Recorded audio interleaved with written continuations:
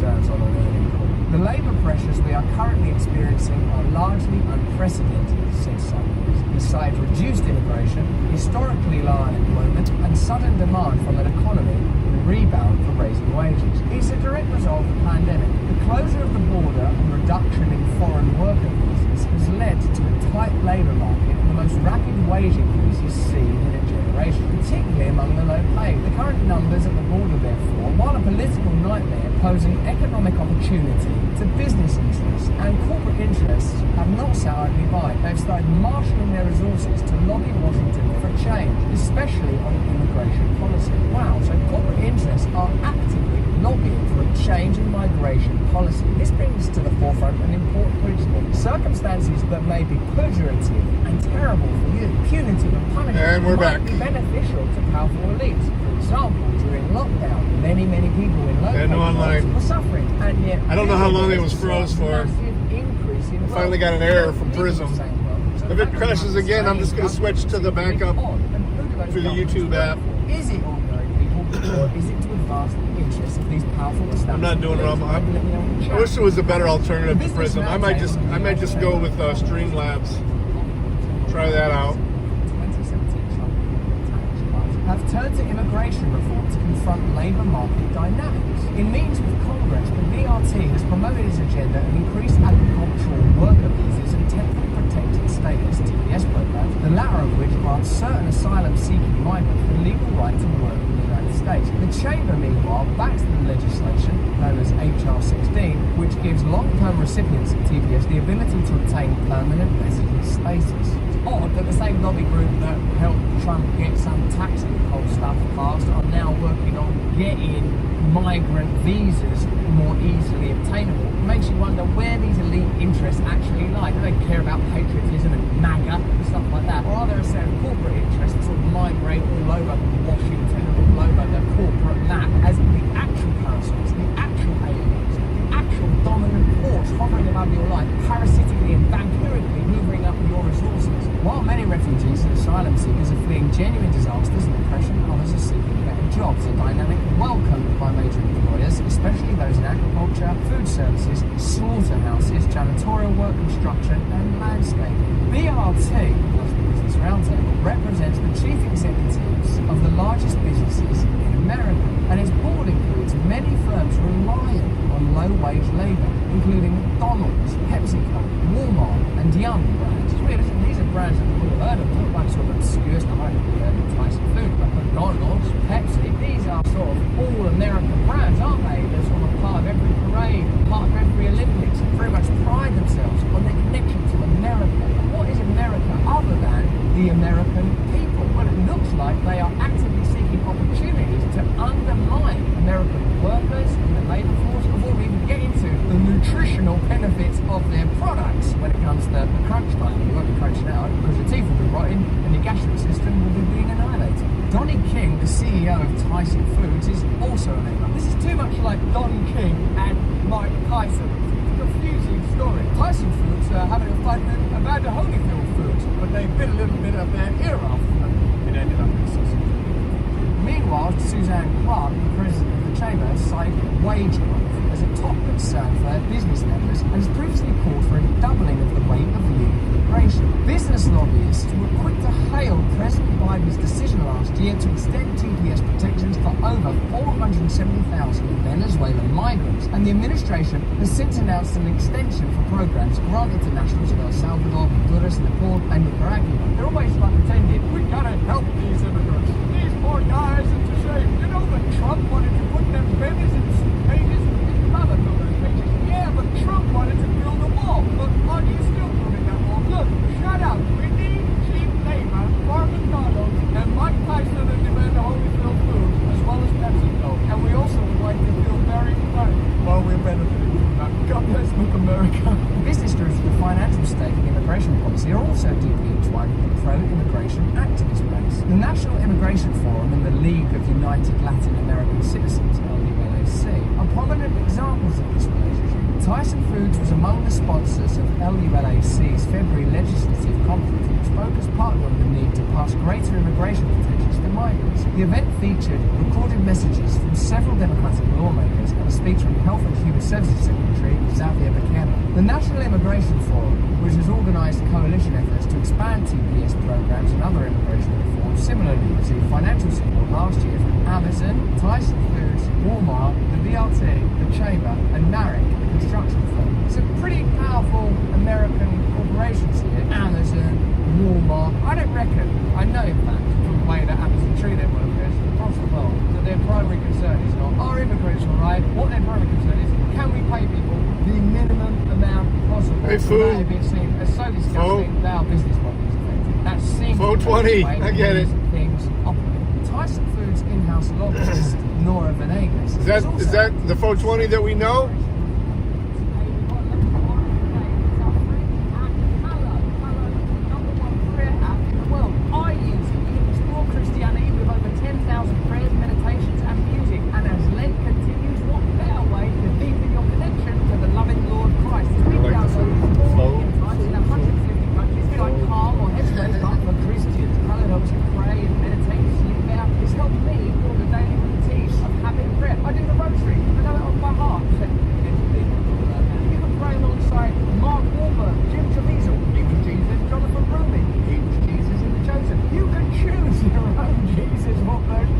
Four piggies, okay. My body doubled. Download it today. Reclaim your rightful peace and grow closer to God. Go to hallow.com/brand to try the Hallow Prayer app. You will love it. Okay, let's get back to the content. Tyson Foods supports bipartisan immigration policy solutions.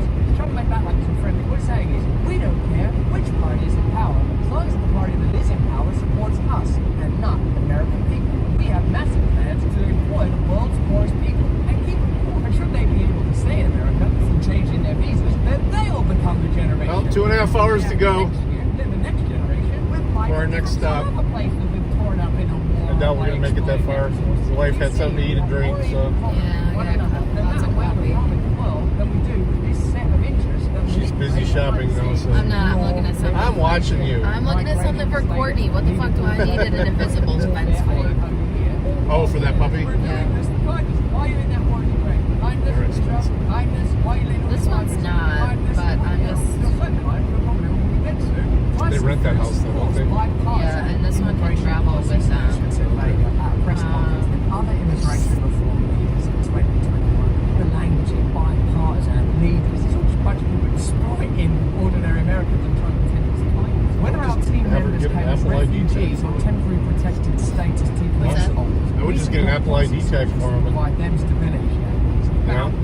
Yeah. Just don't worry about Tyson Foods and our profits, the fact that we sacked a load of American workers and then employed a load of migrants. Are these migrants labeled? Well, no, because there's a bunch of wars and exploitative activity, coups, and CIA deep state activity going on in their country. And they're not stable, but also they aren't willing to work for pennies on the dollar, so just keep that being real terms. Yeah, he had to restart his channel for some reason. Refugees. A new group connecting migrants with employers has formed alliances with dozens of employers around the world, including Brightview, Amazon, and Walmart. They're preparing themselves to back for this. We've got this new initiative with helping migrants from pretty poor nation. Not only do they want the profit, they want to profit.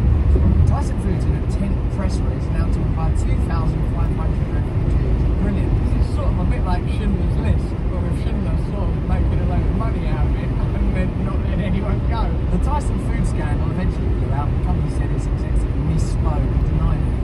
While parts of the press downplayed the issue, it's not really news that Tyson hires many immigrant workers, scoffed the Washington Post fact-checker Glenn Kessler. Salon claimed those voicing concerns about corporations replacing Americans with foreign workers were spinning a narrative akin to a racist conspiracy. Like, what? You've got a theory that we're replacing Americans with migrants? I don't think so. Also, Americans, that term include Muslim, black, gay, Americans of all colours, hues, and cultures are being replaced with cheaper labour. They like to divide it up. Hey, you're supporting white Americans against these beautiful, brown, easily affordable migrants. You want us to believe that they're there helping them. How long are we going to continue to participate in that? Tyson Foods also moved to counter its critics. The company released a statement to Fox News clearing up misinformation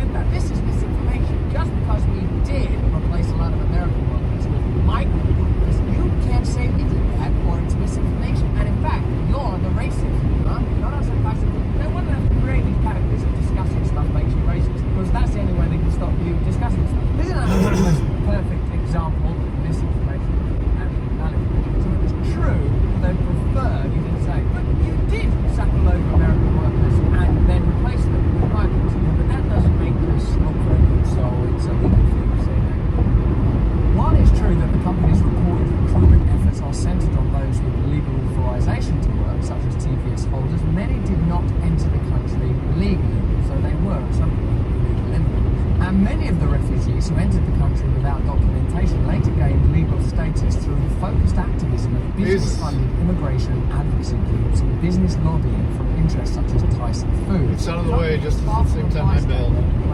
Just because we've been lobbying to change these laws and then these laws change and then we benefited from the change in those laws.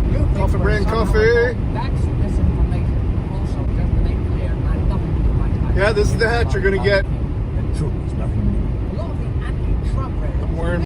Is he going to be the same one? He won't let any migrants into the country. But we, the Democrats, will do that because we are God-fearing humanitarians who love human beings and people. Then you find out that the Democrats are being lobbied by some of the richest.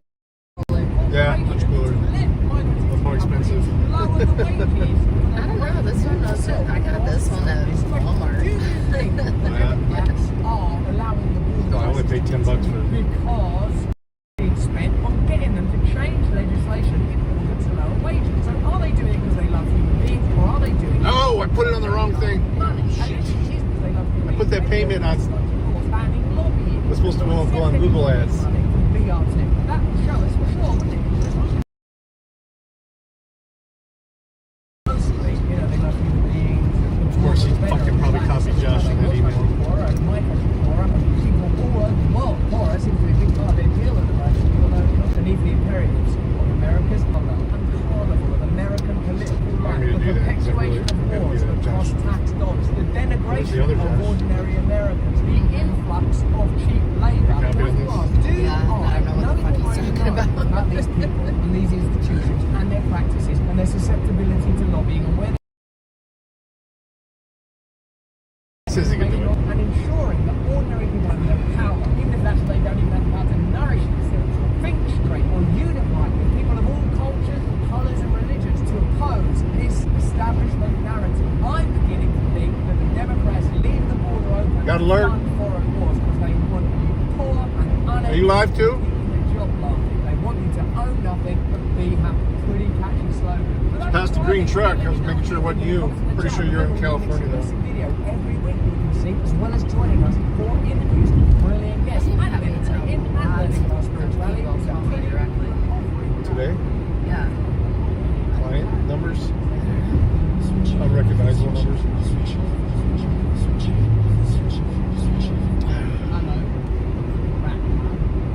Oh, it's like- usually when he plays that, it's the end of the show. He's back. We've got so much more to talk about. Because you can see that when there are unpopular governments making unpopular decisions, the necessity for censorship and incredible control becomes Oh, there's the absolutely infinity paramount. that I cut is off his the catching world us. we are Over here. living in. The situation in Australia that we covered to some degree yesterday is escalating yet further. What I find peculiar, indicative, and thought-provoking is that it somewhat centres on the extraordinary Is it Joycey? Bishop Normari Emmanuel, who remarkably I don't like that car. gave his assailant. Interestingly, Really? that the video of his attack, which of course took place in a church in Sydney, should remain Those cost more anonymous. than Now, Lexus. this is what the Australian government Infinities? are arguing is the type of content that ought to be brought down. What do you think Like about a that? Even Cadillac? acts of violence. No, The it's internet's foreign. been around a while. It's, We've seen appalling things. You know what I've never seen any of these executions and beheadings and those kind of things. Lexus, I believe, is Toyota, right? Look at it. I find the world dark enough, disturbing enough without seeking it. In the same way that I don't look at What's the parent company of Infinity? Father, pornography, because I don't need the influx of that Cadillac, kind of GM. information. It's not a moral judgment Lincoln's on you Ford. or participants in that industry, I suppose is what it is. But I don't need to seek that stuff out. What I also believe is that people within certain obvious lines defined by consent have the right Oh, yeah, believe me, to our- look at the kind of content. The wife just vacuumed our house yesterday and had to empty the vacuum about 10 times. Significant. Now, Rumble's CEO Chris Lexus is a different company. Lexus is, I believe, is part of either Honda or Toyota. He said, what we see in Australia and New Zealand is coming to Canada because we have Yeah, Infinity cars, not Xfinity. The Australian government now believes it has worldwide jurisdiction to censor content because they're saying, in order to avoid the possibility of VPNs being those of you who saw my conversation with Schellenberger yesterday will know that's something that he brought up. Michael Schellenberger was talking about VPNs. Yeah, if this stream crashes, I'm going to switch to the backup channel. Just use the YouTube app. Joining Free Matt Kim today to discuss how governments are coming after our human rights. We've got to get Pavlovsky on this Infinity show. is Nissan, okay. On this show, we've got to have a censorship industrial complex conversation where we and Lexus is Toyota, right? Opposition to this censorship speaking together. Or is it Honda? In Brazil, they're making massive moves. In the United Kingdom, online censorship bills were being passed at the exact moment that I was being attacked, curiously, incidentally. Government departments and government-funded NGOs that are particularly interested in censorship and, say, dissenting voices. So this is a global problem that requires a global response. Indeed, precisely what we learned in the pandemic. Of course, the pandemic by its nature He's replying to encompasses the globe. That's literally what a pandemic means. But what we saw in terms of regulation, legislation, medication, pharmacological support, wealth transfer, exploitation of people, the closing down of free speech, surveillance and censorship was an indication of a broader... She was saying that the glass is there to protect you guys. Is that right? Well, I was curious. So she told me that it was to protect from bullets. Is that bulletproof glass?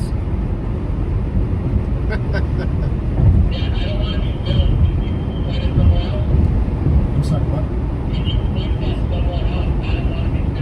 Okay, I'm sorry. I have a hard time hearing you through here. Oh, okay. Yeah, everything is... Yeah, Lexus is Yoda. There's no Okay. film. Roswell, New Mexico Police Department. After being locked down for 3.5 years in New Mexico for COVID, my friends and family informed me that my social skills are seriously lacking. Since government, and especially police, are always going to help, I figured what better way to help improve my social Back skills and than forth to walk again, into a big police time. department at 11 o'clock at night and try to engage in small talk. But before I went inside, I found this really cool police car. That's an interesting police car. I wonder what it can do. The Cougar MRAP vehicles were commissioned under the Mine-Resistant Ambush Protection, or MRAP program, of the U.S. Department of Defense, DoD. Vehicles can be installed with a remotely controlled weapon station, mounting a 7.62mm machine gun, 12.7mm heavy machine gun,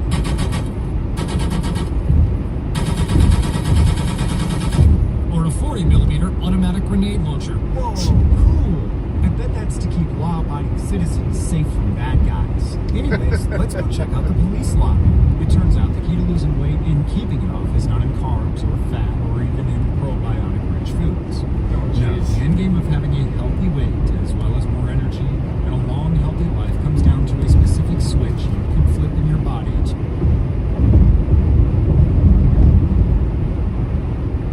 chance. Click the link in the description below the video. Can I help you? I was just looking around thinking, Yes, of course. Let me know if you need to speak to you. all right, thank you. Uh-huh. Didn't mean to be so creepy right up in the window. It's just hard to see through it. Oh, yeah, no, it's for my protection. I'm sorry about that. No problem. Just makes it so I gotta get up close to see. Just for my protection or yours, did you say? It's for our protection. So that way It's what? Oh, okay. Does it protect you from like COVID and stuff, or no, it's protection. from bullets? To protect you from bullets? Okay. That's all. Protected area. That's Cool. Right on. Huh? No, I was chatting with her. She's very friendly. I was asking her. I was just trying to get a peek in there from a dip. She was saying that. Yeah, it's Grande she was saying that Johnson. the glass is there to protect you guys. Lately, when cops ask him for his name, that's what he calls himself, Grande Johnson. Oh, okay. I was just asking her, is it, what is it protecting you guys from? I'm just curious, COVID, because I know a lot of people put this stuff up during COVID, right? Okay. So it's not like COVID protection glass. She's... Mind if I sit? I've been standing up all day. Yeah, no, so I was just kind of trying to... It made me a little curious. So she said no, it's to protect people.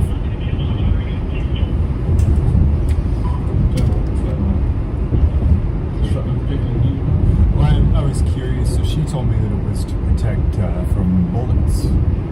Is that bulletproof glass? Is it?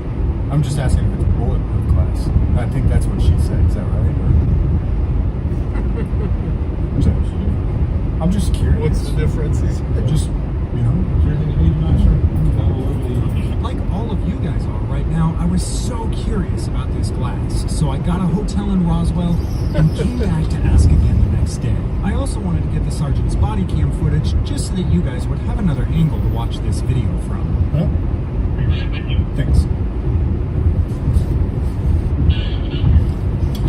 Hey, can I do a records request? It looks like the door is locked.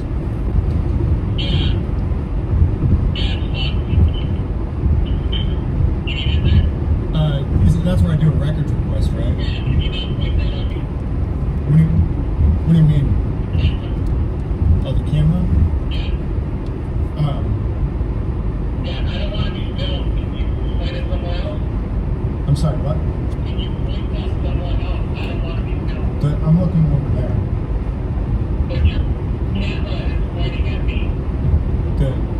Oh, that's a phone. Yeah, I know it's a phone. What's that? Okay, I'm sorry. I have a hard time hearing you from here. Oh, okay. Yeah, everything is digital these days, so there's no film whatsoever. I don't want to be recorded. Okay, but it's digital and everything. I don't want to be recorded. Okay, well, it's not film though.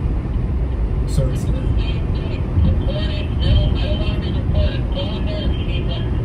Okay, and I go through that door right there. Okay, it's unlocked right now?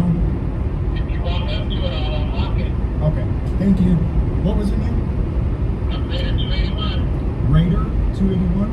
Operator 281. Operator 281. Alright, thanks, man. Don't worry, guys. When we come back, we'll find out all the specs on the glass. I need to do a records request. I go by Grande. So actually, you need to give us something. Oh, sure. You want me to do it? I'm not a good reader and writer. Can I give it to you verbally and have you write it for me? No filming me. I think that's a G. Yeah, I'm trying to do this open records request. That lady was super nice. She was filling it out for me, but I'm not good at reading and writing. I think I'm trying to write Grande. I think that's the G. Okay, so this is your name? Yeah, it's the name that I go by, yeah. Yeah. What? I go by a lot of names, but that's the one I want to use for you. Mailing address. Yeah, it's going to be at Gmail. It's an email address. You don't have a mailing address? No, I just use the email address for Ubers because the Attorney General. No. I'll type that. And on and went and took a dump or something with it on, that because the interaction was only like a minute or two, so unless he had it on when he was making a poopy or something afterwards or forgot to turn it off. Well, if you did, please give me that Okay, information. thank you.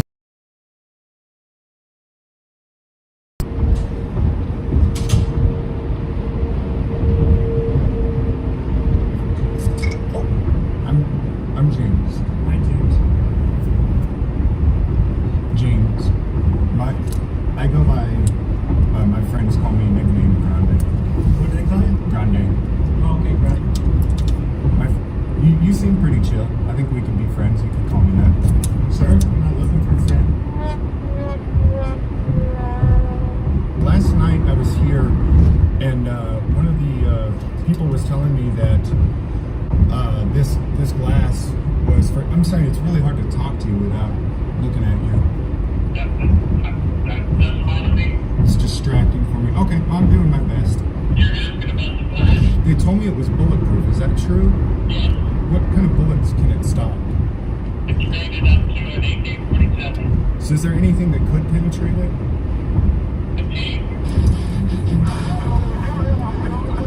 Killdozer. Now, in case you thought I was wasting the time of government employees by trying to improve my social skills and make friends, this is what Roswell City employees usually do.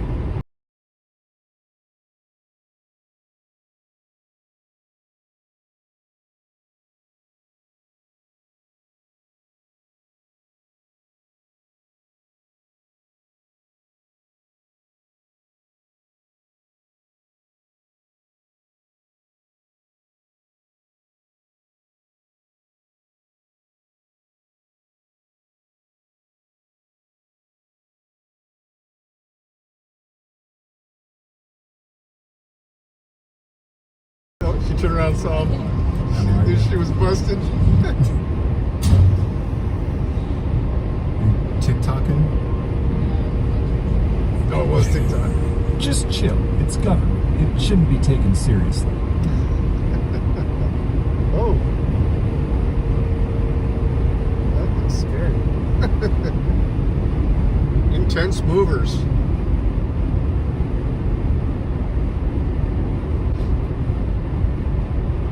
Okay.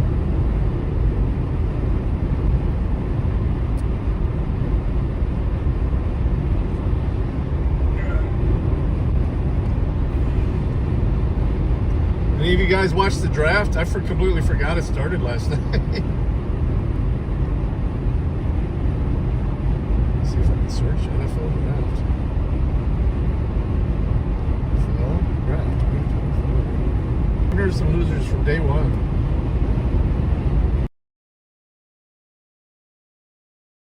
Back on CBS Sports HQ. As our draft coverage continues, it was a quarterback's day. 6 of the first 12 signal calls. Who will see success? Only time will tell. In studio now to talk winners and losers. Joe Musso alongside Ryan Wilson, Rick Spielman, and the great Pete Prisco joining us as well. The Dean of Admissions, if you will, offering up grades all night long, but we're going to go pass-fail here. Pete, I'm coming to you first. Your biggest winner out of round 1, day 1 of the draft this year. Well, I mean, when you look at the biggest winner, it's the 2 quarterbacks who nobody thought were going in the first round. They're the biggest winners. Michael Penix, I mean, he goes number 8 overall. There were a lot of people, and a lot of people in the league I talked to didn't think he was going to go in the first round. He goes 8 overall to the Atlanta Falcons, and then Bo Nix, another guy who a lot of people pegged as a second rounder, and maybe even a third rounder, and he goes into the first round, number 12 overall in Denver Broncos. So I think the 2 biggest winners are the 2 quarterbacks who most didn't have going in the first round. I thought they would, by the way, but there's a lot of surprised people around the league today. I'm going to go with one big winner, Pete and Rick, our buddy Joe Musso, because he's a Bears fan. Who, me? Long, suffering Bears fan, and I have spent a lot of Sundays with you in the fall. I have seen you not quite as excited as you were for the first pick and the 9th pick. Caleb Williams, franchise quarterback. We know how Pete goes by Caleb. You are certainly okay with that. You've already purchased the 18 jersey. I need someone who is computer savvy to fix a new laptop that continuously gives me BDOS errors. It will let me log in and then give blue screen of death every 2 to 3 minutes and restart. They got Keenan Allen. They have Cole Kmet. That's his personal computer. Not like your. So I told. He's asked me what I could do. I'm like, talk to the manufacturer, dude. And then far down at the bottom, it's definitely not the in. I don't know if that's Sardia's McCarthy. It's very distracting. But what they did was they went up and got Dallas Turner, who I thought was the most talented edge rusher this draft. They lost to Neil Hunter. This is definitely going to help. Yeah, he's going to be a bust, I think, 357. Here because we told him he'd get to call somebody a loser. So let's get to your favorite exercise of the night here. The Vikings got winning coin is Michigan. The biggest loser. Who takes that for you? By the way, they just exercised the demons from the GMs of past tonight. No, the biggest loser Who's that? His wife? to me. No, that's Holly, a nurse. They've done a great job of building their roster. Related to Trey Lance aside, they've really had some yeah, good by drafts. marriage. But I don't understand. They work at the same place? Pierce all the first round. No, she's married to. Lucas. No. Oh, shit. But here's the problem. She's married What does that to tell you? someone What in they do Mrs. with Mail. Brandon Ayuk? You already have Ayuk. You have Samuel. Juwan Jennings is there. Should just text Corey. It's definitely not that internet. How many passes can you throw? As I reboot the don't internet. understand this pick at all. I think there were better options. If you did want to take a receiver like Lad McConkey, They're going to understand what a part-time guy now is. So I think it's interesting because you mentioned Michael Penix Jr. is your winner. I think Michael Penix Jr. is a winner in the fact that he was one of the earlier picks than what most people expected, except for me, going 8 overall. But for me, Rick, he was a loser along with the other quarterback in that building, and Kirk Cousins, 4 years, $180 million, $90 million guaranteed. You signed Kirk Cousins to a huge deal back in the day of Minnesota, and it turns out, according to reports, he didn't even know they were going to take a quarterback until he got a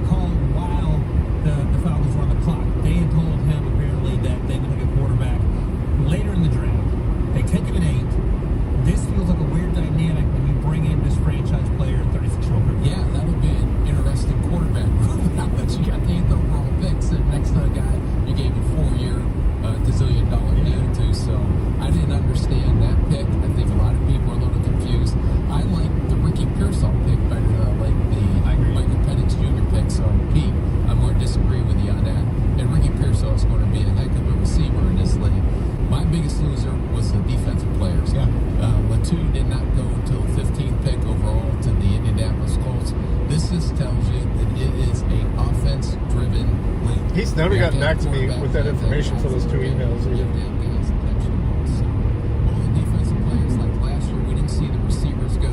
There was a run on them late 20s. This year was the defense that they JC. until late in the first round. 8 of our Actually, I'm just gonna first reply to 10 him. picks I guess it wasn't that important. wide receivers. That is where this class has put the premium. We will see what the days to come look like with those your winners and losers from day one. I'm not gonna let it trigger me though. And don't forget the conversation always continuing on with I'm not the even gonna first comment on it, pick. actually. Ryan and Rick taking you pick by pick, round by round, all the information, news, and notes you need. You know, they did the comps, they chewed the tape. Now reaction. Download, subscribe, and enjoy with the first pick.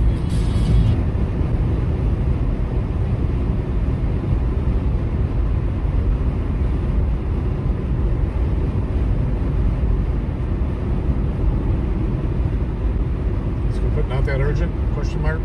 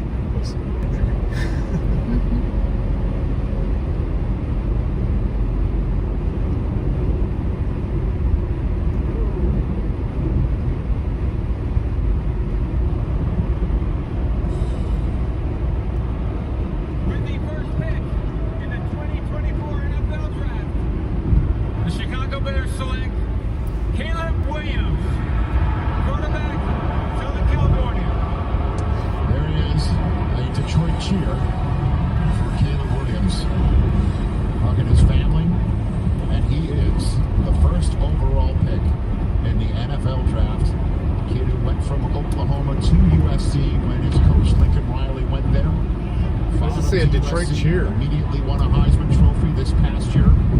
Wasn't the way he wanted it to go in terms of wins and losses and things of that nature. But his talent is undeniable. And Bears fans, yes, he's about to put a Bears hat on and introduce himself to the world and head to Michigan Avenue. He might not have ran a 40 at Indy, but he's running one here. I mean, he is flying up there. He is excited to get this journey started. When you see all the things that come with Caleb Williams, people have talked about the nail polish and the flair that he, the way that he dresses, and he made so much money in NIL. I can tell you from experience, this guy has a competitive fire in his eyes. And ever since I talked with him as a true freshman when he was at Oklahoma, this is what he has been dreaming of. Not only this moment, but being the #1 pick. This has been his goal. He wants to go to an organization, and as he told me, change the culture. He wants to be that engine for the Chicago Bears. Do you remember the name Johnny Lujak at all? Johnny Lujak was the last great quarterback. Excuse me, Sid Luckman. That's the name. The last great quarterback the Bears had that was consistent. Sid Luckman. And they said a couple things. Number one, we talked to all of his teammates at Oklahoma and at USC, and they love him. That's right. That was the first thing. The second thing Well, I'm a Lions fan, so that should tell you a lot about being black-billed. He finally had a decent year last year. He was so steely focused. He did not get sidetracked. It didn't even bother him. He just got fucked by the refs, as usual. Ironic that his career begins getting booed by 150,000 It's the people. Cowboys. They would have changed the playoffs quite a bit. He'll get booed Detroit often in his career. Oh, I don't get invested. That's And of course, it'll be up to him to quiet the crowd, as Bears fans are hoping that he will do at the controls of an offense that has DeAndre Swift and Keenan Allen new. At #1 is no longer a prospect. Caleb Williams is a professional and the next quarterback of the Chicago Bears. And as he makes that walk, gets a little high five from Jaden Daniels, who could very well be making that walk. He won the Heisman 2 years ago. Walk out. He will cross that stage, give a hug to Roger Goodell, and become the future of the Chicago Bears. And this is a guy who has been in the spotlight at USC, who has been in the spotlight of college football since he took over midway through the 2021 season, replacing Spencer Rattler as a member of the Oklahoma Sooners, then followed Lincoln Riley to USC, and now you get the outburst of emotion, the yell, the scream, the hug, and that's what this moment, that's what this night is about, the celebration. After all the drama, the intrigue, the mystery, the chaos, Caleb Williams is in fact the #1 overall pick, and he's headed to Chicago. He's taken on some water with his personality or whatever. I like what I just saw from him.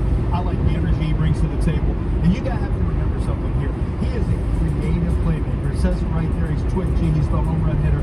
But what you're looking at Caleb Williams is he has the dramatic ability to be a playmaker inside the pocket and a playmaker. Oh, he's the one that was balling at the Oregon. I remember seeing him last year.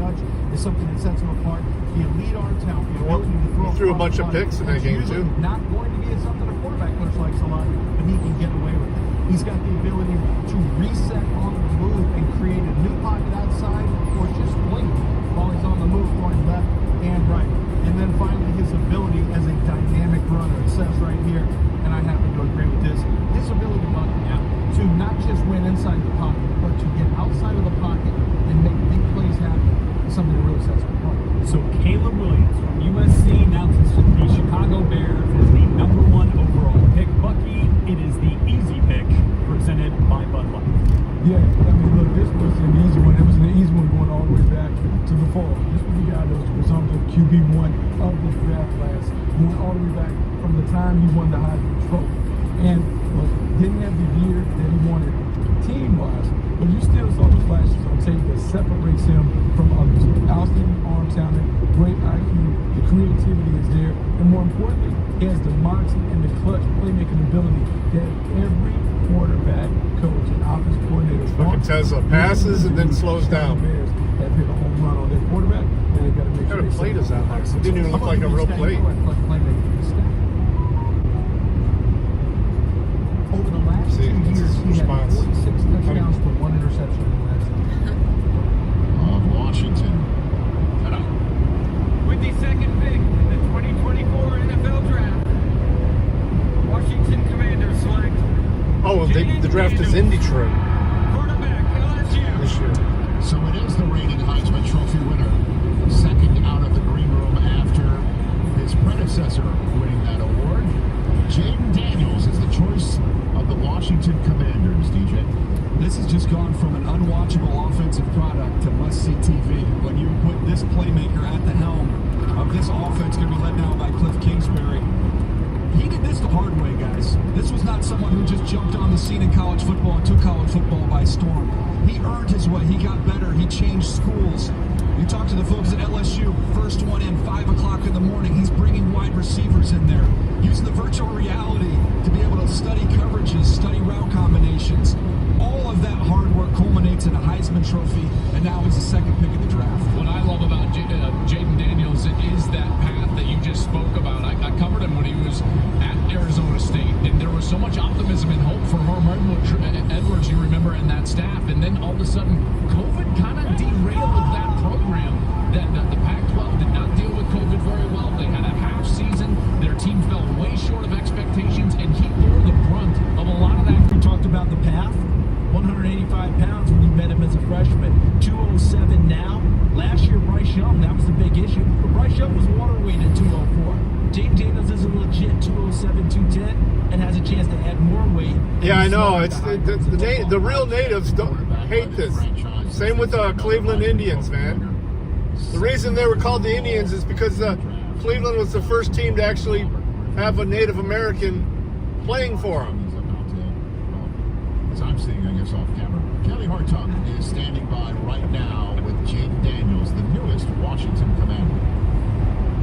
As Jaden Daniels makes that walk out onto the stage, another outburst of emotion and big hug and dap up with Commissioner Roger Goodell. Is that being towed? And so with that, Jaden Daniels becomes the next quarterback to pilot the Washington Commanders franchise. This after they sent Sam Howell on his way, traded him to Seattle, clearing the runway for a new quarterback here, Bucky, and Jaden Daniels is that man. Yeah, Jaden Daniels is that man. And the interesting thing about Jaden Daniels, Lance alluded to it, it is rare that you find a guy who has A+ arm talent and A+ running skills. But Jaden Daniels is a bit of a unicorn at the position.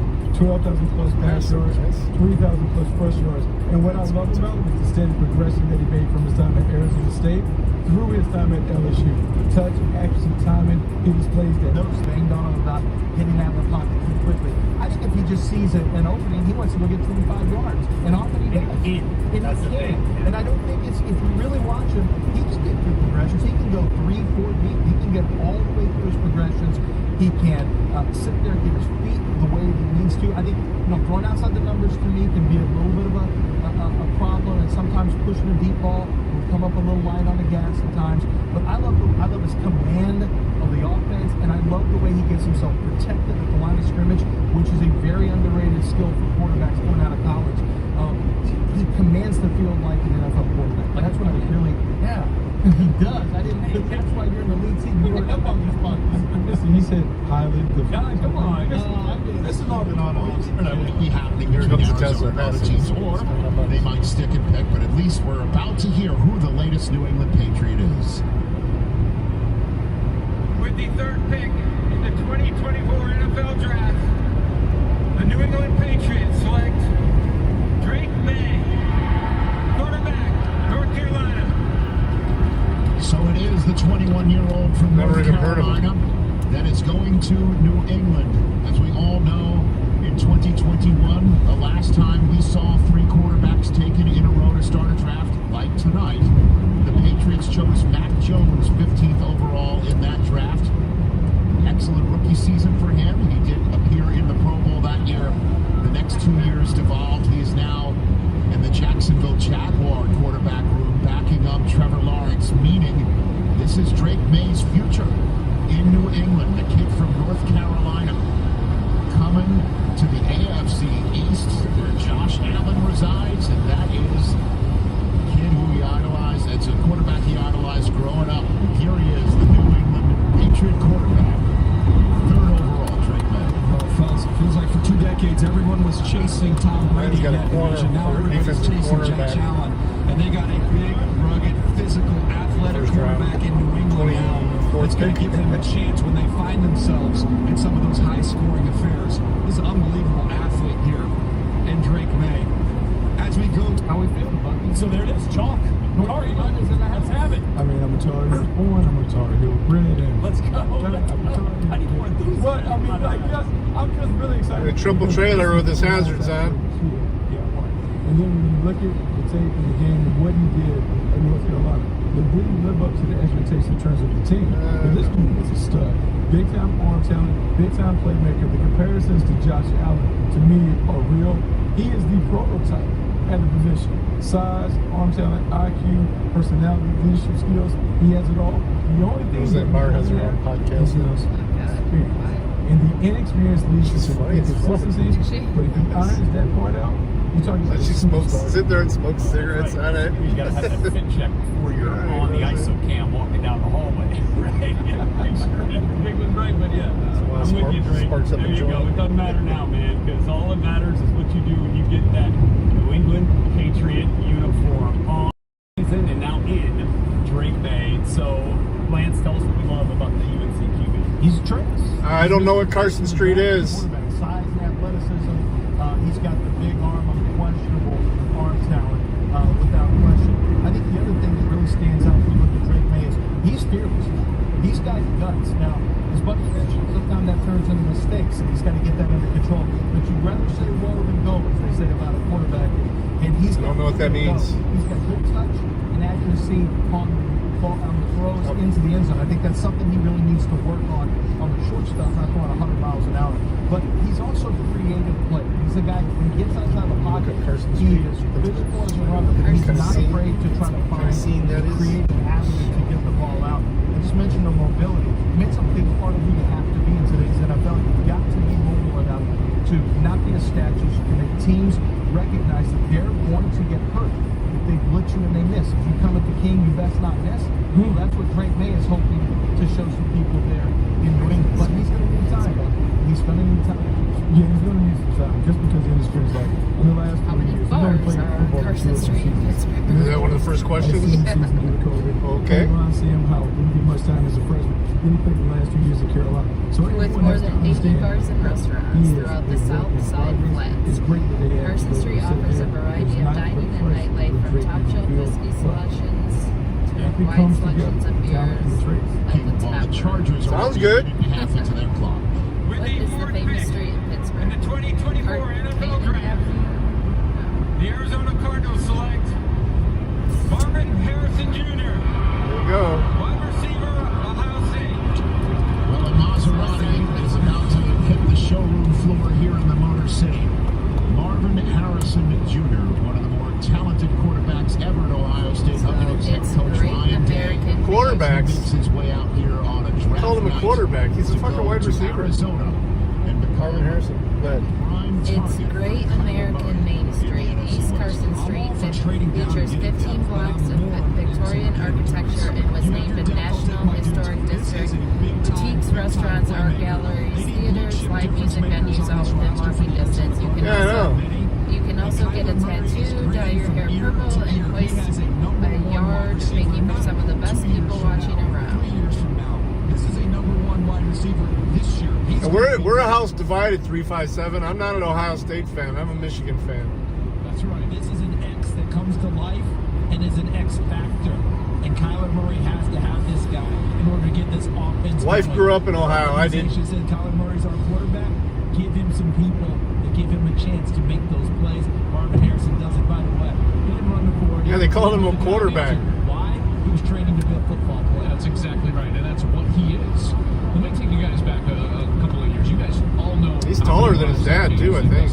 All of them. I think you did all of them.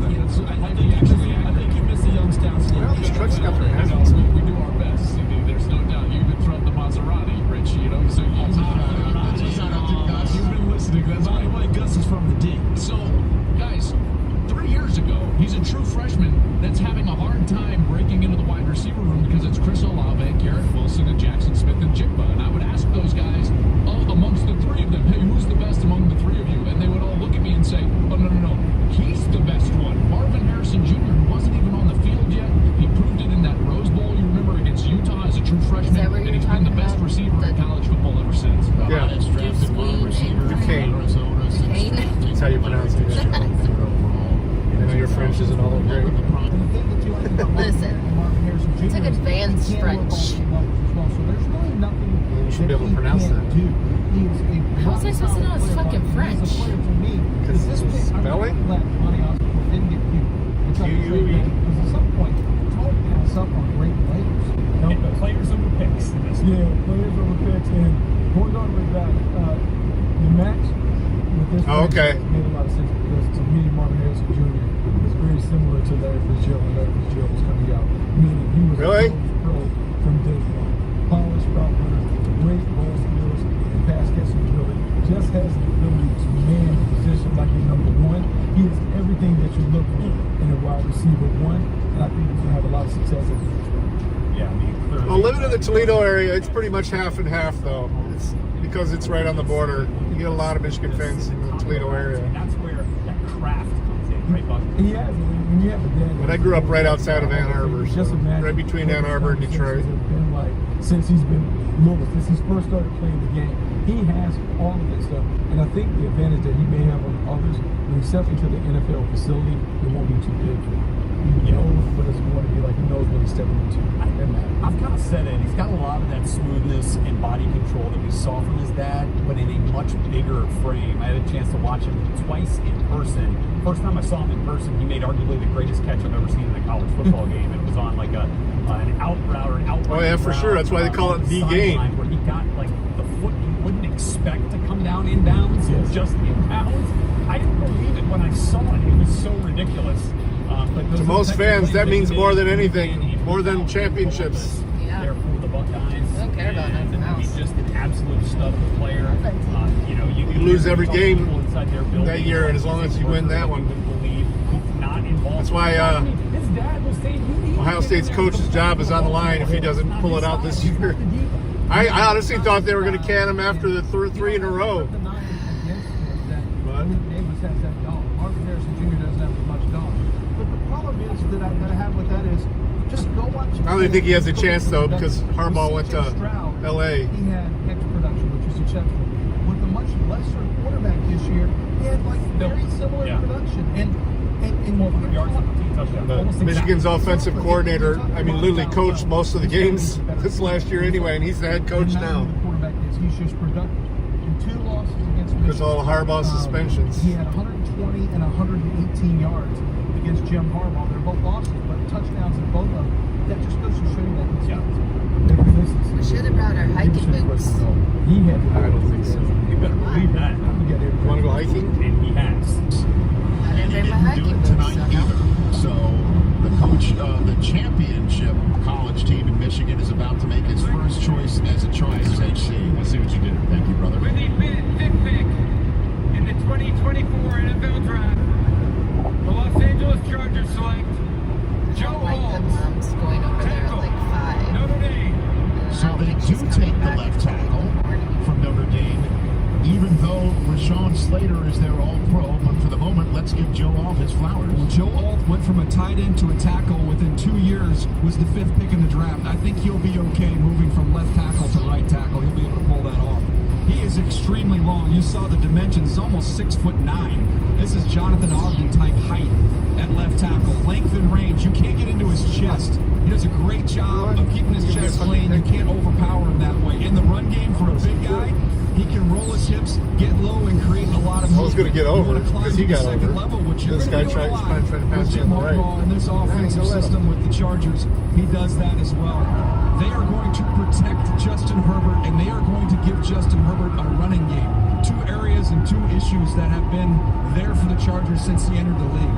That's a fan cam right there presented by Rocket Mortgage, showing the moment that the Alt family is essentially back in the National Football League, right? So there he is, Joe Alt, going to Los Angeles to protect doing 71. Justin Herbert.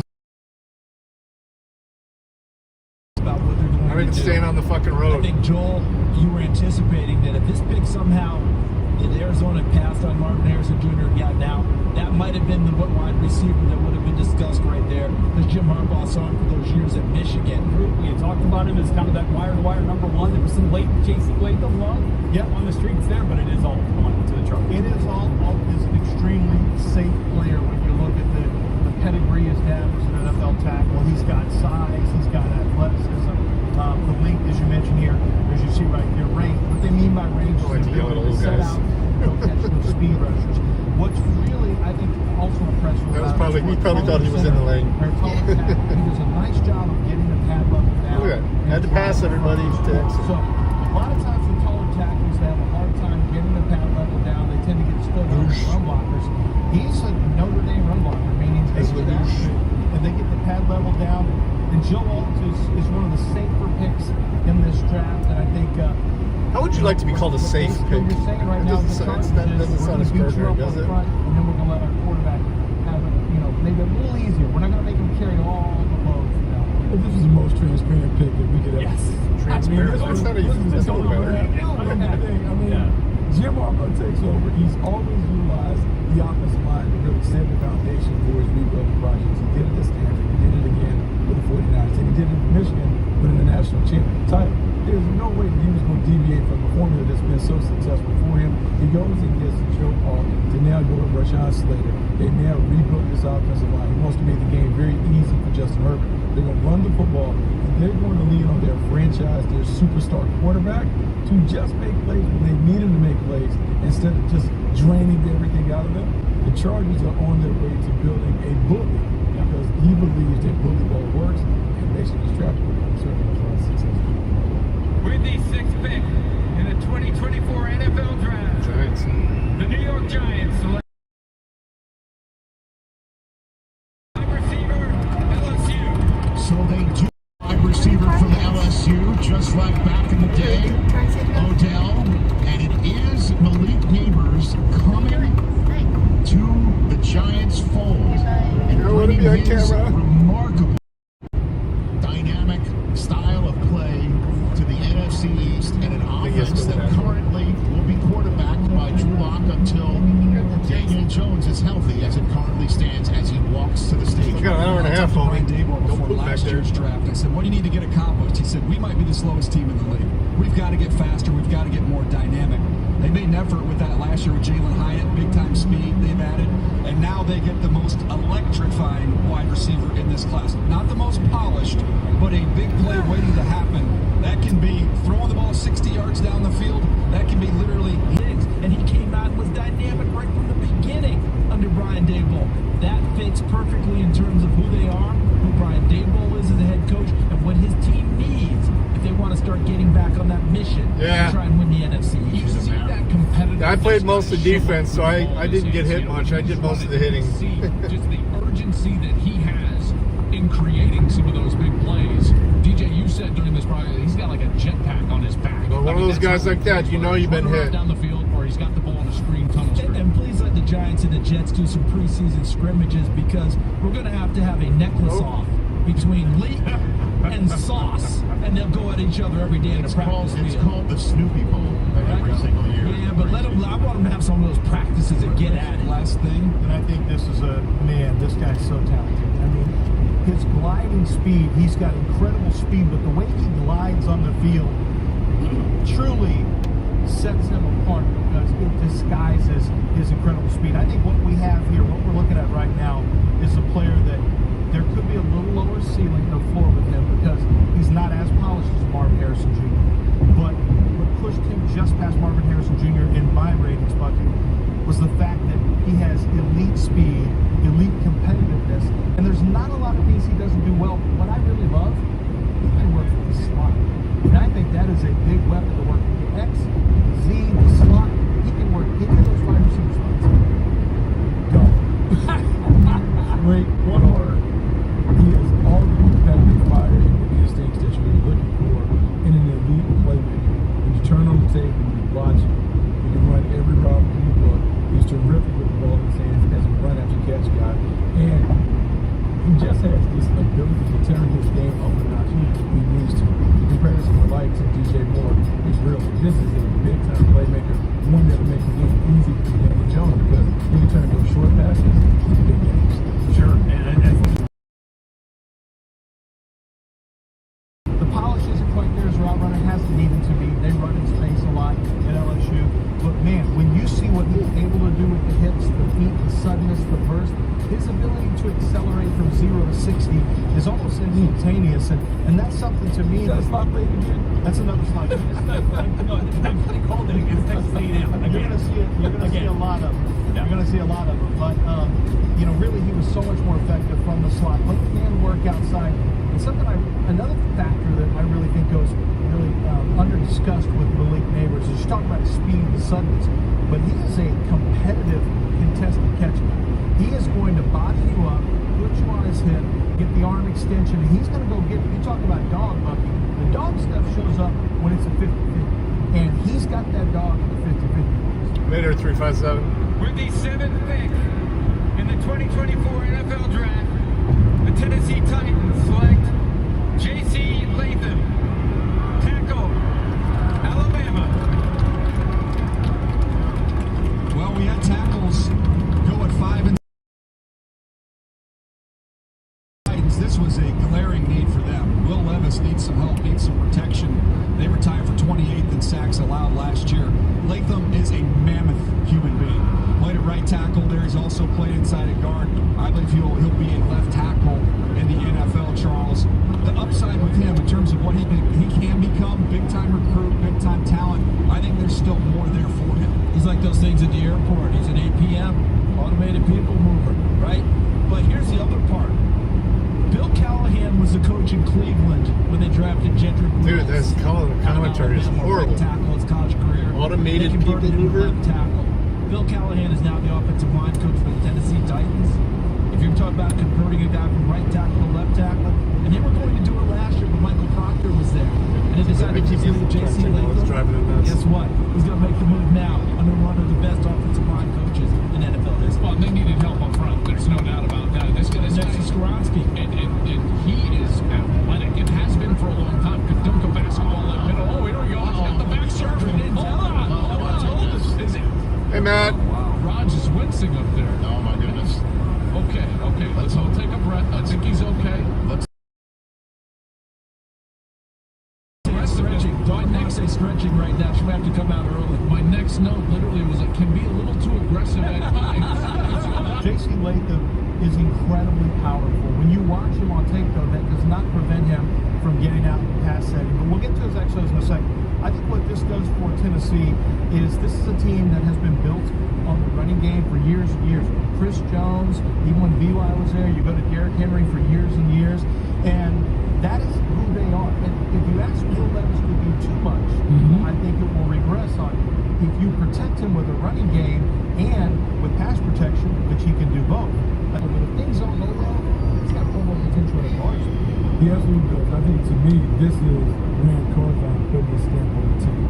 Warren ran pretty well. Having watched Rand the other side, he is seeing the Tennessee Titans are still going to play quarterback, even though they're surrounding the quarterback. There it is. Certain channel. I don't know why I keep getting notifications from them. I don't ever watch the shit. They got a big guy that he played that smash mouth football that they want to play. Bill Callahan endorsed this pick.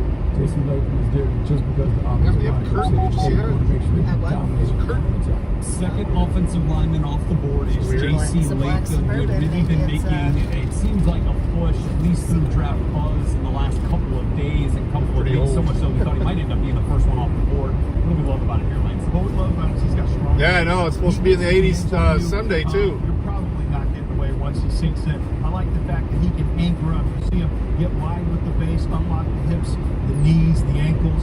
He has the ability, as you saw right there, to deal with. We actually left the windows cracked for the big dogs. So a lot of the stuff he shows, the passing game, but I think the run game is where he shines. And this is why he's my number one tackle on the board, is he's in the lead run line. Play right here. He is a mauler. He stays after. He didn't get you one time. He wanted to go get you 2 times. Can't open them all the way, though, because those dogs, whenever somebody comes to make it deliver or something like that, will knock the screens right out of the window. He's a good enough pass protector. I think Alt is maybe a little safer. You look at one of my short videos, one of my shorts. Just as good. And I The older talked to some ones. other offensive line coaches who had great things. Scared the hell out of a mail lady one day. I mean, they're excellent tackles.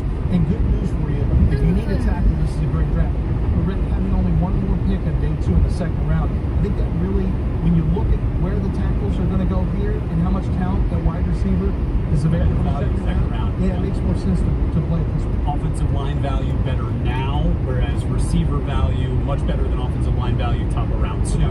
Probably part of the calculus here as well. Here we go. With the 8th pick in the 2024 NFL Draft, the Atlanta Falcons select Michael Penix Jr. Well, there it is.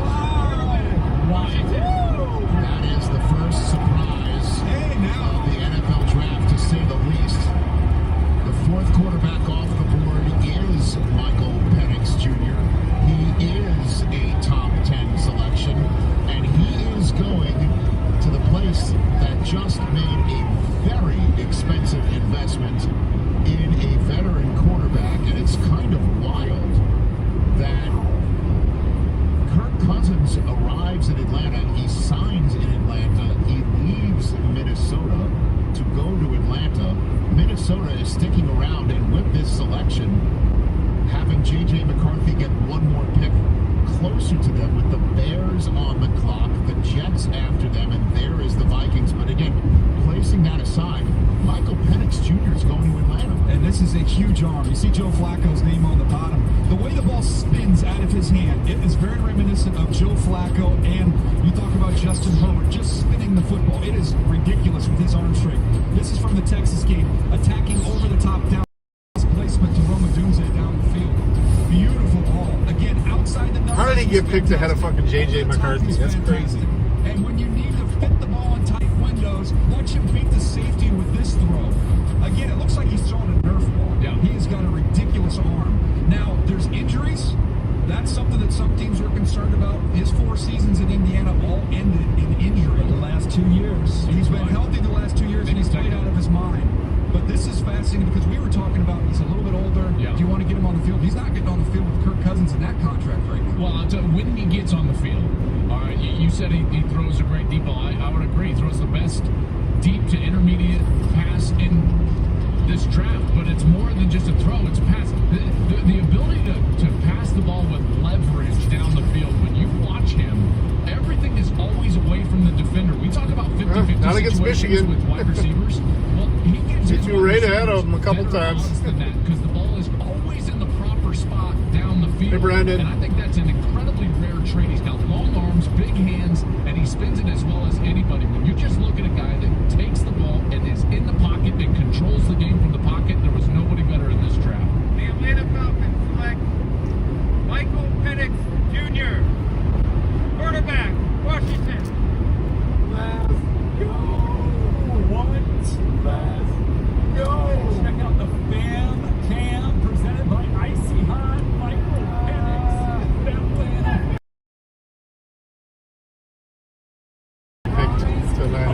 he knows that they just paid a ton of money for a quarterback. So no one expected him to take a QB in the top 10. Thought about maybe the second round with Michael Penix Jr. in Atlanta. You think about Kirk Cousins, you think about the 5 weapons that Atlanta Falcons have. You need a big-time playmaker, someone that can throw the ball down the field. There's no one better in the draft than throwing the deep ball than Michael Penix. And when we go back and we look at the playoff, when we watch versus Texas, we were talking about this dude being an How about the championship game, though? How come you guys aren't showing those highlights? Didn't have the same type of game in Michigan. I feel like Yeah, didn't have the same type of game against Michigan, though. They did say it, at least. Super clean, pushing the ball down the field, pocket awareness, anticipation, time, all that. And if you want someone who can operate from the pocket, Michael Penix was your dude. So it's early for some, but it certainly makes sense if you want the quarterback they can do it. My guy outside the pocket, too, he makes some good movements within the pocket, showed you some athleticism in his pro day, put some of those injury concerns rested right 4-4, okay, at his pro day. And then, boy, he was absolutely surgical throughout his career at Washington. He had a phenomenal connection with Kalen DeBoer, his offensive staff there, with the Huskies, even going back to his Indiana days, and now is franchise QB in waiting for the Atlanta Falcons. This is a guy who's 24 years old, 23 years old. I'm trying to figure out With the 9th pick in the 2024 NFL Draft, the Chicago Bears select Rome Odunze, wide receiver, Washington. So the guys who came on the same flight from Los Angeles commercially are going to hop on Air McCaskey to go to Chicago together. And Caleb Williams drafted first overall into an offense that already had Keenan Allen and DJ Moore. Will have Rome Odunze at his disposal. It's 2 Washington players. What a win. So 2 Washington players go before a Michigan player. That's what I'm telling you. Rome Odunze 9. Caleb Williams has already been throwing with Rome Odunze and Keenan Allen. Maybe he saw the future of where this thing was going. Well, you talk about transforming an offense in one offseason. I don't know if there's a bigger transformation than the one that's taking place in Chicago right now. Remember the discussion going in, offensive tackle? Remember Olu Fashanu played there with Caleb Williams in high school. And the light the Chicago Bears are doing with the first couple picks. It was really underrated here. Keenan Allen done is one of the great route runners coming into the league, and it, as he's been in the league, Rome Odunze, one of the areas of improvement is really fine-tuning the routes. But the footwork, not a good sign. It's just hands are on the hood. On a consistent basis. It's learning to play to his top speed. But when you look at Keenan Allen, he's a guy who's not having a good day. Than his time speed. The thing with Rome Odunze I really love is he can work from every position, including the slot. When the ball goes up, it turns into about an 80-20. He has amazing body control in the air. You'll always see the arm extension and going to snatch the ball with strong hands outside of his frame. Right there, he shows you a little double move. He's got better speed than you think because he doesn't always play to that top speed. That's what I saw right there. That little whip route shows the ability to become a more refined route runner, in my opinion. But the ball tracking, the winning the ball, I just want to hear the Detroit crowd when they testing catches under number 10 pick he can is take slant and go and give you some yardage out of the slot, or he can just beat you down the field, which is something that we saw a lot from Michael Penix, his quarterback, is hey, throw it up to Rome, let Rome go do something. And Rome usually did something. So how about the most prolific quarterback wide receiver duo in college football over the course of the last 2 seasons, going back-to-back picks? Penix at 8 to the Falcons, and now Odunze at 9, whose new quarterback shared a flight to Detroit with him. Good news is, no souls perished. The Vikings moved up 1 spot with the Jets. They flipped the Jets a 4th and a 5th on Saturday for the right to move up 1 spot. And we are assuming it is to take J.J. McCarthy because Michael Penix was selected by the Falcons about 20 minutes ago. Here's the commissioner to make it official. To help make the Minnesota Vikings selection, we are honored to have with us the surviving mother, brothers, and nephew of fallen hero, United States Army Sergeant Zachary Ewing.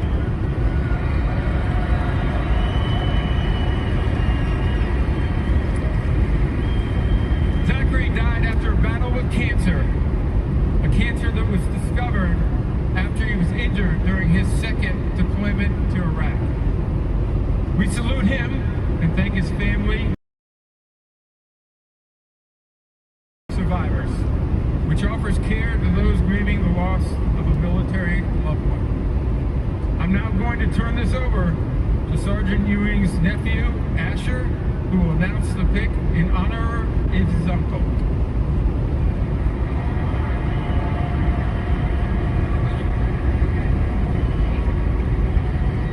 With the 10th pick in the 2024 NFL Draft, the Minnesota Vikings select J.J. McCarthy, quarterback, Michigan. And a huge ovation from the Wolverine-heavy crowd here in Detroit, just down the road, as you can see, in Van Buren Township, Michigan. Van Buren? He is going to Minnesota. And he is the quarterback of the Minnesota Vikings, joining a room with Sam Darnold, who was signed earlier. Old weather, tough rebuild, tough division. You could go to the Giants, that's a tough rebuild as well.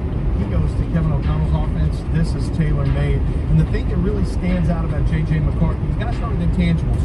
Teams love the fact he was 63-3, dating all the way back to high school and through college. He has been a winner. And when I say winner, it's not to be taken lightly because he's got great command and confidence on the field. He takes every slight, puts it in his little memory box, and he goes out and tries to get you back for that. He can run the ball outside of the pocket, so he has that ability. He has the ability to really throw with anticipation in the middle of the field. I think he's a quarterback who does a really nice job of throwing on the run, incredibly accurate on rollout passes, and that's me some old school Mike Shanahan, Gary Kubiak, boot action stuff under center because wonder why would he be in Van Buren Township, so not be at the draft if it's in Detroit? For the Minnesota Vikings, of all the quarterbacks, I think this one makes sense. And for J.J. McCarthy, frankly, need a team better than the Minnesota Vikings. I really like it because I like it because Kevin O'Connell routine success quarterbacks after success. And Sam Darnold is not the rest of the season to take the partner to fight it away. This is an opportunity to win the team and we see it time and time again. When your team is up and blowing everyone out, you're not going to get all about a broad stats. You just want to It is not a lack of elite plays, it is a lack of volume of elite plays, and that is not of McCarthy's choosing or his own fault. It is the way they played offense, and he was an expert running the offense, guided the Michigan Wolverines to the top of the mountain in college football. And he is the 5th quarterback taken. That is the first time 5 quarterbacks have gone in the top 10 in the common draft era. What has been missing from the top 10? Defense.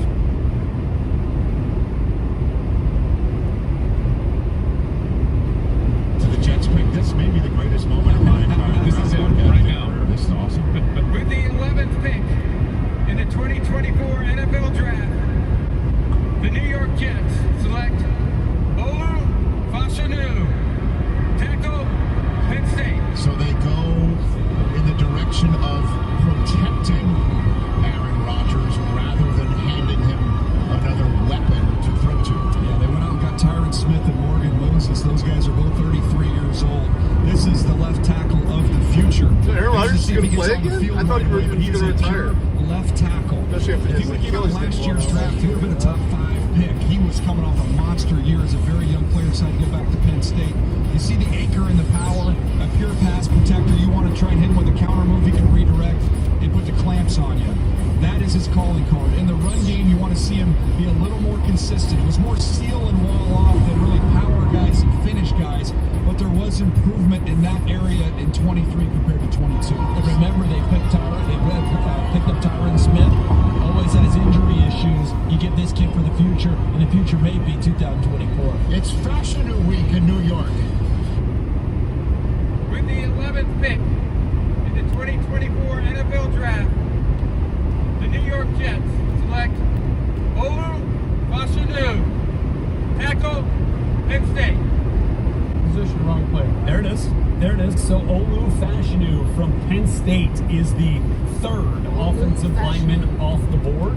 following Joe Alt and J.C. Latham, and here he goes to the New York Jets. And look, you can't argue the need, Lance. No, the need is there. Now the question becomes, do they play him right away at maybe a guard spot? But I don't really see it. I mean, you got Jared Tucker, you got John Simpson you brought over. This feels like you let him compete maybe against Morgan Moses on the right side. Probably most importantly, you let him learn from Tyron Smith over there. And I kind of like that. I like the fact that he gets to mentor with a guy like Tyron Smith on the left side, providing Tyron's going to provide that leadership. Because I don't think Fashanu is ready just yet. I think there's still some. I love that audio. That's awesome. Still some holes in the in his game, but man, from a trait standpoint and an athleticism standpoint, there's a lot to like about Fashanu. Yeah, I mean, like super long, athletic. He has all the traits that you look for in a prototypical left tackle. Hasn't put it all together, but man, the upside is tremendous.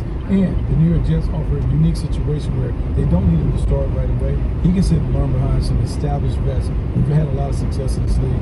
Nice way to enter the team. 21 years old. If he'd come out last year, he might have been the first tackle off the board. We had that conversation. He decided to go back to Penn State, and now he is still the 11th overall pick and the third offensive lineman off the board in the 2024 NFL Draft. So the Denver Broncos are now up next. With the 12th pick in the 2024 NFL Draft, the Denver Broncos select Bo Nix. There it is. Another fucking quarterback. Oregon. 6 for 12. 6 quarterbacks in the first dozen picks. To quote Rambo, they're all gone, sir. All 6 of the quarterbacks are gone. Bo Nix, the comparison was Tua because he's got real quick hands, he's very accurate underneath, and he can lay the ball up. Some of the drive throws, that's what people want to see. There is evidence out there of him driving the football. This offense just didn't require it very often. A lot of quick hitters, a lot of balls underneath, but the ability there, he's played a lot of football, started 61 games in college. That's where you see the polish and things like this with ball handling. He's played so much football. The mobility at Auburn, you saw more of. A little sprinkled in here. Didn't have to run it quite as much with this Oregon offense. I thought they would trade down, but I think the fact that the 5 other guys were gone, they were going to get cute. That's the moral of the story. Don't get cute this year. Get your guy. That's the fan cam presented by Rocket Mortgage in Alabama, Jackson's Gap, Alabama. Seeing Bo Nix celebrating with his friends and family, and with the Raiders right after. Maybe they would have gone there. You know, who knows? But Sean Payton sends Russell Wilson packing. He's now in Pittsburgh.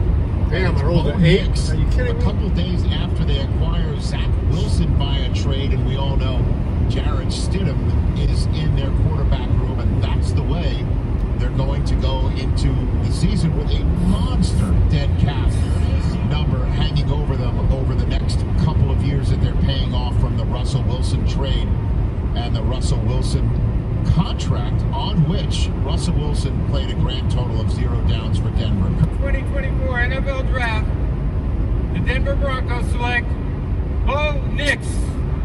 They get 2 different perspectives. It's weird. Well, they're announcing it twice. Coach in the draft room is getting very excited. He's got his new quarterback. It is Bo Nix. Bucky, take us through why he's appealing to Sean Payton. Bo Nix is appealing because when you look at Drew Brees' prototype, Bo Nix kind of feels it when it comes to an experienced player, really accurate on the intermediate range, connects the dots, does an excellent job of giving the ball to the playmaker. And the experience matters. Accident up ahead. Being able to understand coverage. We had a lot thrown at him. He's worked through that. Lance, we talked about it also. He adversity. He hasn't worked this in adversity at all. And now make his way to Oregon. On the other side. That's why I'm not getting alerted. When he played in the Pacific Northwest. To me, it makes a lot of sense for Sean Payton because this is an experienced playmaker with the athleticism and the arm talent to execute this. So Bo Nix is really pretty slept on with the season that he had this year. He had a terrific season at Oregon. One of the things that stands out about love seeing the celebration here. Boy, it's got to be earlier than anyone anticipated in terms of 6 quarterbacks going. But Bo Nix, to me, from a tape standpoint, it goes number 1, Jaden Daniels, number 2, Bo Nix this year. That's how much I like this team. 45 touchdowns and 3 picks. And if you like a 45-3 quarterback touchdown to interception ratio. But the thing about Bo Nix that really stands out to me is you saw some of it with the exos there that we showed you. His pinpoint accuracy, he is a very accurate passer, much more so than I ever expected to see. Look, I wanted to watch this tape, and I remember Auburn Bo Nix. And I said, am I going to see Auburn Bo Nix? What I saw was a guy with much more force. I saw really pinpoint accuracy. You see some arm talent in these throws. He can get it out at some difficult arm angles.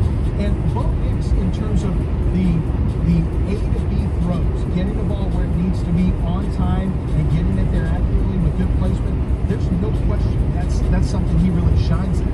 I think at the Senior Bowl, I saw the happy feet a little bit. I didn't think he had as much juice in the arm at the combine as what I thought I saw on tape. So that was something that made me question him a little bit. But again, I don't feel that you need it as much though with Sean Payton. Sean Payton's passing game really helps him. Just correct. If we use the Drew Brees model, it was very dink and dunk. No, my back never cracks. It's probably like my knee or something. Control the game like that. But don't underestimate his football. I wish my back would crack ever in my life. Davis Wells, his 11 counselor, and had some experience going all the way back to his time mentoring Bo Nix when Bo Nix was coming through. Those relationships matter, and being able to connect on the white. We talked about Bo Nix being able to dominate that part of it. The experience allows him to do it. I think he understands the coach speak that might have been bandied around in his meetings, which may have been able to fake him. Seen a lot of ball. 61 starts in college football. Has started every game that he has played, going back to his Auburn days where he started 13 as a true freshman and a 5-star quarterback coming out of high school, where his dad had played and dealt with that kind of situation there at Auburn, and then finally found who could really showcase his skill set with the Oregon Ducks and absolutely performed to the best of his abilities. So there's a lot on the line here. With the 13th pick in the 20 NFL draft, the Las Vegas Raiders select Brock Bowers, tight end, Georgia. All right. So Brock Bowers is going to the Raiders. And what do you think of this pick? Well, this is value here. This is my 7th overall player, big-time player. It came down to position value. I think that's why you see him available right here. But when you've watched college football over the last few years and you've watched Georgia, he's the best player on the field in every single one of their games. What he does with the ball in his hands, the run after catch. One of their coaches said, if we put this guy at tailback, he'd be our best tailback on our roster. There's some of the route ability, be able to shake defenders and get free. Catching about the third person that plays down the field. He does that as well. I believe if he had a clean process, if he had been healthy through the entire spring, run a 40, do all those things, he wouldn't have been here for the Raiders. This is a big-time weapon that's going to pair up with a pretty darn good receiver they have there in Vegas. When you look at the last 8 Super Bowl winners, what you'll see is that, primarily speaking, their best offensive pass-catching threat owns the middle of the field, operates in the middle of the field. I'm talking about Cooper Kupp, Gronk, Travis Kelce. That's the type of player that you need, and that's the type of player that Brock Bowers is. I understand the whole positional value thing, and all those guys I just mentioned were not first-round picks, but he is a dynamic player, and I also think that he can get down there in line and block. I like that the Raiders didn't let Michael... In the 2024 NFL Draft, they announced it again. The Las Vegas Raiders select Brock Bowers, tight end, Georgia. So this is the best player available. Plain and simple. So Michael Mayer in the 2nd round last year was a quality rookie player for them, a guy you'd expected to develop, but now, I mean, this is a clear example of best player available. This is best player available. This is Brock Bowers being on your draft board. Flashing like a blinking light because he probably was rated as a top 5 player there. This is also being willing to, hey, how can we think about our offense differently? Yes, we took Michael Mayer, who's a good player, but now we can put 2 tight ends on the field. Maybe we can run the football. Maybe this is AP's influence on what is difficult and challenging to face in the defense. But to me, this dude is spectacular. Outstanding route running, playmaker, versatile, can line up anywhere in the formation as a tight end. Terrific with the ball in his hands, has the niceness and feistiness to be able to block on the perimeter. Not many holes in his game. You put him with the Raiders, now you put him on the offensive coordinator. Luke Gessie, get creative. Find a way to get him and Mayer on the field together. Nice and feisty. I like the combination. So he played at Georgia. He's got a winning background. He's got the curvy, smart, hard coaching element behind him. I'm sure Antonio Pierce loves that. But the other thing with him is he is an elite yard after catch option. And so what he does for quarterbacks is love Summer in the Bugs. Stetson Bennett was continuing to build his confidence in their championship season. You got to get him to run a seam in the 4-5 and beat linebackers. Or gets more of the crack the little drag route underneath that they like to run. In Georgia, you just dink it, you dunk it off to him 2 or 3 yards in front of the line of scrimmage and let him roll because he runs like a running back. He's got amazing contact balance. He is very physical to drag through a couple extra. This is their favorite play to run at Georgia. And once he's got the ball in his hands, good luck getting him down. They won't get him down on this play. I've seen it. Give me the title of that book. I need to check out Getting Out of Texas. I've seen it so many times. And so what you have here is a quarterback's best friend. And I'm sure it's making some other teams sick. He kept saying, maybe he's coming. Brock is falling. Yeah. Brock is falling. Well, he also headed to Las Vegas.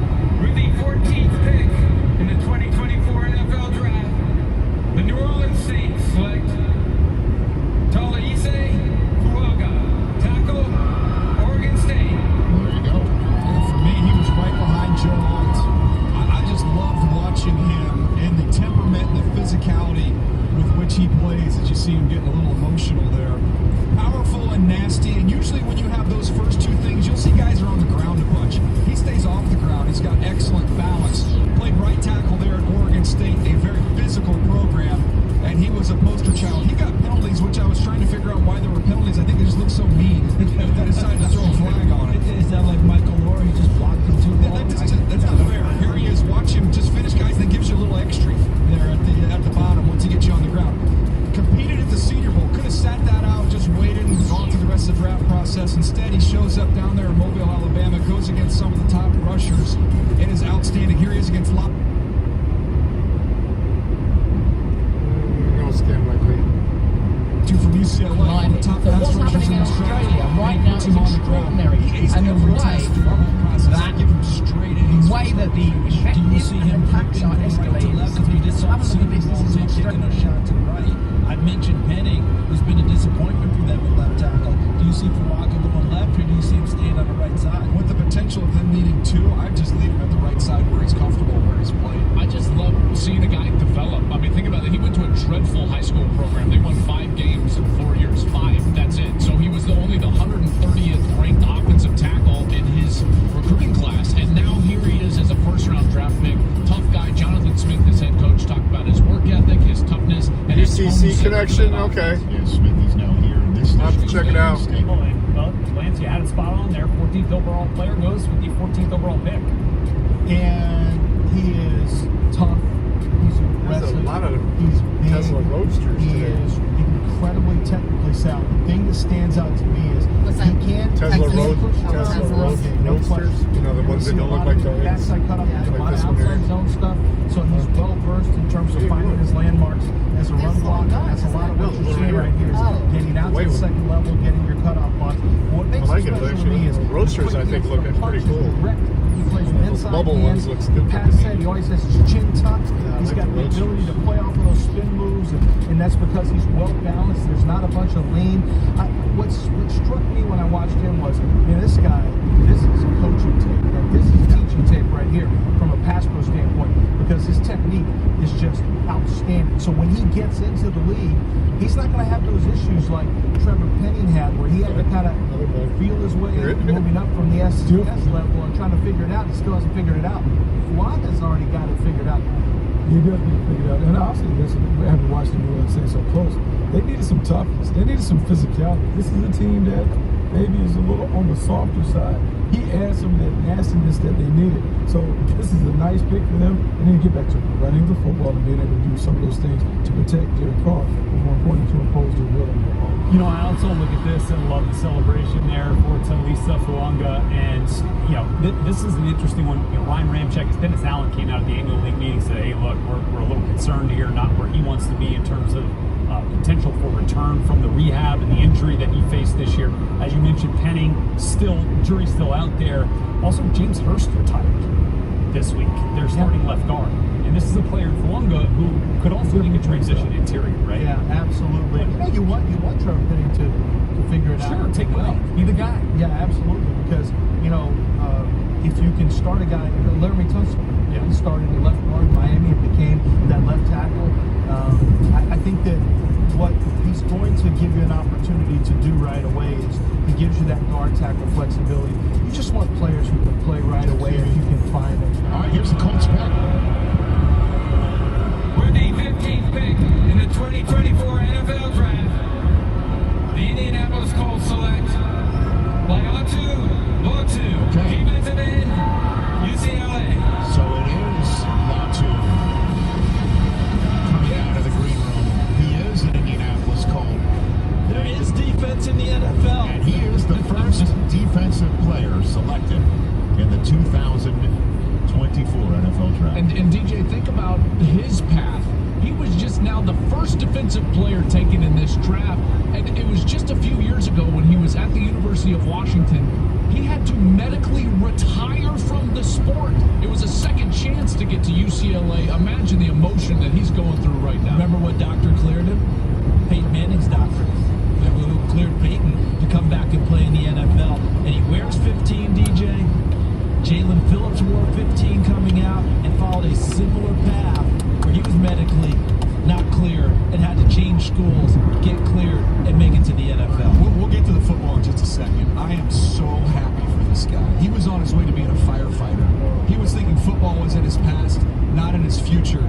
He got a second opportunity, and talk about making the most of it there at UCLA. 2 phenomenal years. Here he's the 15th pick in the NFL Draft.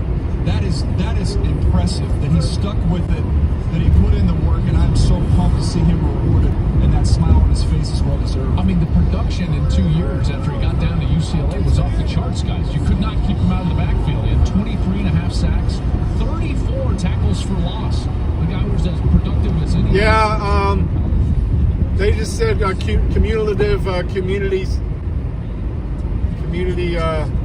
standard violations or something. He's got an appeal and he's got a backup channel, but he must have taken that one off or just because I can't even find it. This Speaky Pants Live, I think it was called. But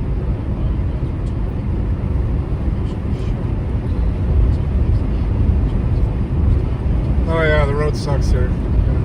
This is a turnpike. It's supposed to be, the best type of highway. Well, again, he went to the Senior Bowl. He competed throughout the entire process. There he is winning inside. You overset, he's going to win.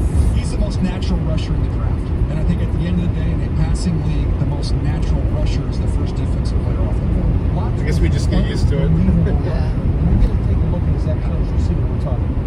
Time for Best Value presented by Verizon, and that value goes to Chris Ballard in the Indianapolis Colts by taking the first defender, first edge rusher, and it's Laiatu Latu.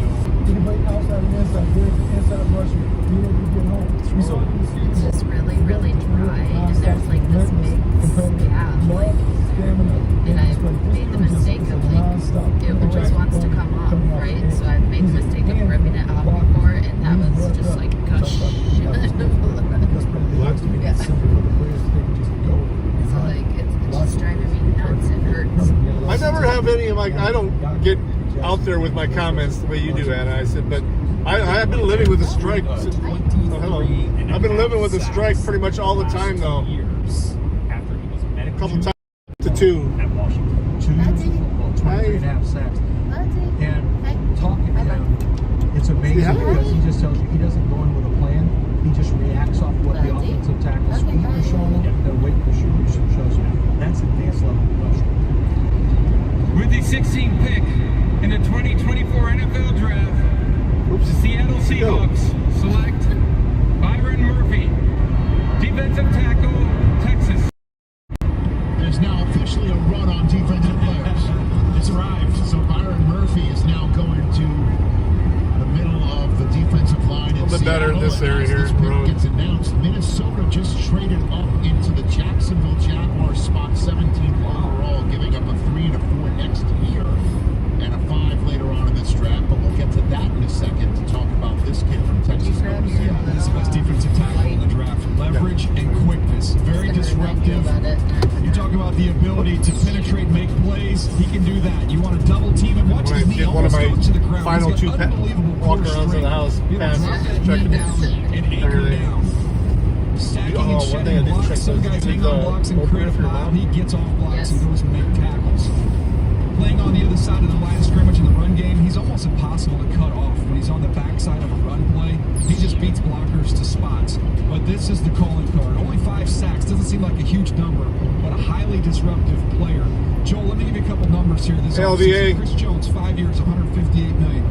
Christian Wilkins, 4 years, $110. Matabike, 4 for $98. Derek Brown, 4 for $96. This is a league that values defensive tackles, and this is a very good one. And it's a coach who really values defensive tackles. Mike McDonald comes from that Baltimore tree. He was at Michigan for a year, then with the Baltimore Ravens. And when he builds a defense, he builds it front to back and inside out. The first thing that they need to do is build a run wall up front before they can get to the birds chirped, and I guess they were right on that one. Boy, there's a lot of defensive tackles. I don't really know versatility. Never done going that way. The other way. Oh shit. Dude. That's our city. Get out of it. Oh, got another one? Yeah. Oh, wow. I mean, they can nose Byron and look at this. Yeah, I mean, that's fun stuff. This is the super explosive. Brady is 75 gets like this plays all the with the time. energy, kind of reckless Fourth in down, terms of Wilson. creates havoc and chaos. Like disruptive plays. And what we I know missed it about Mike again. McDonald, Damn it. He knows how to make it work. He made it work last year. Hey, in Baltimore. He BNN. didn't really have a pure pass rush and found a way to get it done. He'll find a way to create one-on-one opportunities for Ryan Murphy, and you see the rest of those guys also benefit from his presence. Tremendous tester. First step quickness is really unmatched from interior rushers this year and really many of the years. And the other thing that really stands out about Byron Murphy is that whether it's first down or third down, he has a chance to penetrate There it is. and This cause point right real here. problems for overmatched. It sucks when that happens in the interior turnpike linemen. too, because you You got are nowhere to go. Yeah, there's nothing. You're going to have major issues with Byron Murphy. An illegal snapping and turnaround, snapping out. and then When you you have have to that pay the kind of max penetrator toll. who's also strong at the point of attack. Isn't that what happens when you do that? Offensive lines have to slide sure. protections to help you out. They have to account for you with certain run plays. Certain run plays are going to be scrapped, especially when you have Hell, we guys almost like paid the Leonard max Williams toll anyway and Jared with this Reed trip to who can Mexico. stack and shed you. So this is, I like it. Because Mike Mack's saying, hey, we're going to play some defense. Finally, we got somebody trying to play some defensive program. We've been two trades tonight, and Minnesota's pulled off both of them. Let's see who they'll add to the mix with J.J. McCarthy. The Jacksonville Jaguars have traded the 17th pick to the Minnesota Vikings. With You don't know what a the 17th keystone pick is? in the 2024 NFL Draft, the Minnesota Vikings select Dallas Turner, linebacker, Alabama. Dallas You have an arc? who sacked J.J. How that's McCarthy. center stone, just like shaped like He's this. coming out of the green room right now to be a teammate of It's a J.J.'s. keystone. And the edge rusher from Wow, you act like I Alabama, was who supposed to many know that. people penciled in to go to Georgia 8th overall as the first defensive Not an player architect, but I knew it. is now coming out of the green room as the third defensive take any player architecture taken classes. in a row after 14 offensive players started R9. This tells you what type of night it's been. Why? In the back of my That's mind, cool. I assumed I Dallas don't know if Turner's that's the already right gone. I didn't even have. I don't know We're if going to there's look at reason names and why. think, okay, who's going to be there for him? And I got to go all the way up to the very top of the edge rusher list. They're the number one edge rusher in the draft, and they're able to reel him in as well as getting their quarterback. That's a job well done. Yeah, I thought the same thing too, which is why I mentioned his teammate and Terrion Arnold. Right church, wrong pew. He is coming out and holding up a purple jersey to, we're assuming, complete the Minnesota Vikings night. They came in with 2 first-round draft choices. They used them, but not in the spots where they originally had them. 2 draft trades tonight. It's Minnesota moving up twice, and Dallas Turner. Very first thing. Why is Pennsylvania called the Keystone State? Well, Brian Burns, think about the juice, the burst to get off that he has. He's now a new Dallas Turner. Similar type of player. Pennsylvania's essential Ridiculous role in length. the I mean, he's got founding of the rare United States arm earned length. its Uses those arms to the be able to reel nickname the guys in. Keystone He's got State. The tremendous term lateral Keystone range. comes from The takeoff to architecture me and was fine. refers to Some the things I had central concern that I didn't have an lift issue shaped with. stone He's in able an to hold arch this which ground, take off holds all blocks. the You other saw it stones there. in place. That inside long arm working Here's against those Georgia. smart, That's his baby. calling card as a rusher. Able to pry that shoulder open and then get inside. And then once he gets to the high side of the rush, there's that It's not first really two smart. It's benefits. just One thing about Alabama players, as you guys all know, when you play for Nick Saban, it's 4th and 1 the every opposite day. of ignorant. So there it is. I was Bit saying of a here. fall for Dallas I was Turner as he exits. Everyone thinks ignorant is a derogatory term. It's not. It just means you don't know. From the draft community, and clearly the Minnesota I don't use it a lot Vikings because had people value take it attached so to Dallas good. Turner's name because they traded up 6 spots after Blinded seeing he was still available. No, it's just, I mean, literally, it's like almost like a mirror almost for a second there. He's a 6'2" and change player, Oh my God. but It's a like looking at the massive eclipse. 83-inch wingspan. God damn. So he's got the length. 83-inch wingspan? Hands off him, out of his chest. He uses those arms to his advantage, which we'll show you here shortly. Well, I mean, that's not that much. I mean, I'm only 72 inches tall. And I have a 73-inch wingspan. Chris Braswell, the Alabama Crimson Tide. He's probably almost havoc in the 6'9" or SEC something this like that. year. So, Lance, you kind of thought this might be the pick as well. He ends up being the 7th player on your board. Dab a shadow? And so some good value here. Plus 10 in value if you look at it that way. For A little dab will do it. And what you have is this rare length that you talked about. The reason that's important is because first in is usually the winner. And if you can get first in with your hands, when you have... I've got an RSO vape. That's what this is. A lot of times against those tackles. That He was has clogged a last loose night, too. lower body that allows him to get up and around the corner that insane burst does stink. up the field gives him Well, I the mean, ability to really block tackles on their back foot whenever he's rushing. Even though it's legal here now, too. He's he'll play the run now. And if you look like Nick Saban in Alabama, This you can't is the play RSO the run. vape. That's a necessity. You have to be tough. Now, he's not really able to play the run, but he's a willing take-on guy, and he has the ability to to the sideline and come up those outside The devil's plays. lettuce And when it comes to rushing the passer, strips out the... You might want to look at the driver. The ability to flat out get off the ball. You could blindfold him with 2 floss. In reverse, that sets up inside moves. I don't get like sets that up though, really that much. You know? Maybe with Trezor sometimes once in a while. He's the You come home sometimes after. Oh yeah, after a hard day. Hard day, I just be like all the way home. She's like, you hit the vape, weren't you? Okay, babe. An attack-minded defense with Brian Flores. You unleash a 4-4 speed guy with an 83-inch wingspan. That fits. He absolutely fits. He's a freak athlete who has outstanding Well, first ever quickness. It wasn't good, but it was expensive, and I didn't want to waste it. Non-stop motor, played in a very I liked complicated defense, so he can play in a high scheme. This is a really, really good player, and for Brian Flores, should have just went with the spicy. Bill draft. The Cincinnati Bengals select Amarius Mims. You lost 4 days by eating RSO? Oh, shit. One large bulldog making his way to Cincinnati. So you see the size up there, 6'7". You ever find him? 340 pounds. He is massive, and he is not fat. I mean, it is well put together. Limited starts, only 8 starts. When you go back and watch him in 2022 in this game against Ohio State, you see everything you need. This game showed you what you need. Isn't there a certain Pennsylvania type cow? Risky here because there's not a large body of work. When you type talk of to the heifer, folks down it's there in called. Georgia, they say all the talent they've had on that offensive line, this is the most gifted pass protector they've had. He would go weeks and weeks. What was it in? One-on-one, and those are all Just straight RSO, like He's a large body. tincture, or was it in an edible? You know, and time for the fan camp presented by Rocket Mortgage. There's the moment where I got the latency turned way down. found out he's going to normal. be a Cincinnati Bengal. And interestingly enough, we talk about how What's RSO? large he is. He's the 3rd largest offensive lineman in Cincinnati. It's a person's He's name. around 6'8", 345, around 6'8", 355. So Say RSO Canada. What is RSO finally lined up in a spot where he feels like a Don't Pittsburgh. text him. But doesn't that fit though that they picked up Trent Brown and Amarius Mims with 8 career college starts? They can afford to bring him on a little bit slower if Trent Brown can jump in and play, or Mims gets charged loose. I mean, why did they miss the playoffs? Because Burrow wasn't What is there. And RSO? until he's there, they're going to be in the playoffs. So how do you keep them there? Pass Rick protect them. Simpson. Put him on him right now so he doesn't get hurt in the preseason and miss all preseason work because they end up starting slow because he's not able to be there. We need Joe Burrow there. 18th pick in the 2024 NFL Draft. The Cincinnati Bengals select Amarius Mims. right, Bucky, mountain of a man. Hit us with it. You said it right there. A mountain of a man. Massive. Doesn't have a lot of experience, but has a lot Holy of shit. You see in a very small sample size. This dude What'd you do? Just take a spoonful of it or something? Long, rangy, has a Mauler brawler mentality and playing style. And you just understand in Cincinnati, you put it at the right time. I've never seen anybody overdose, but that almost sounds like an overdose there, homie. They cause paranoia, anxiety, and impaired memory.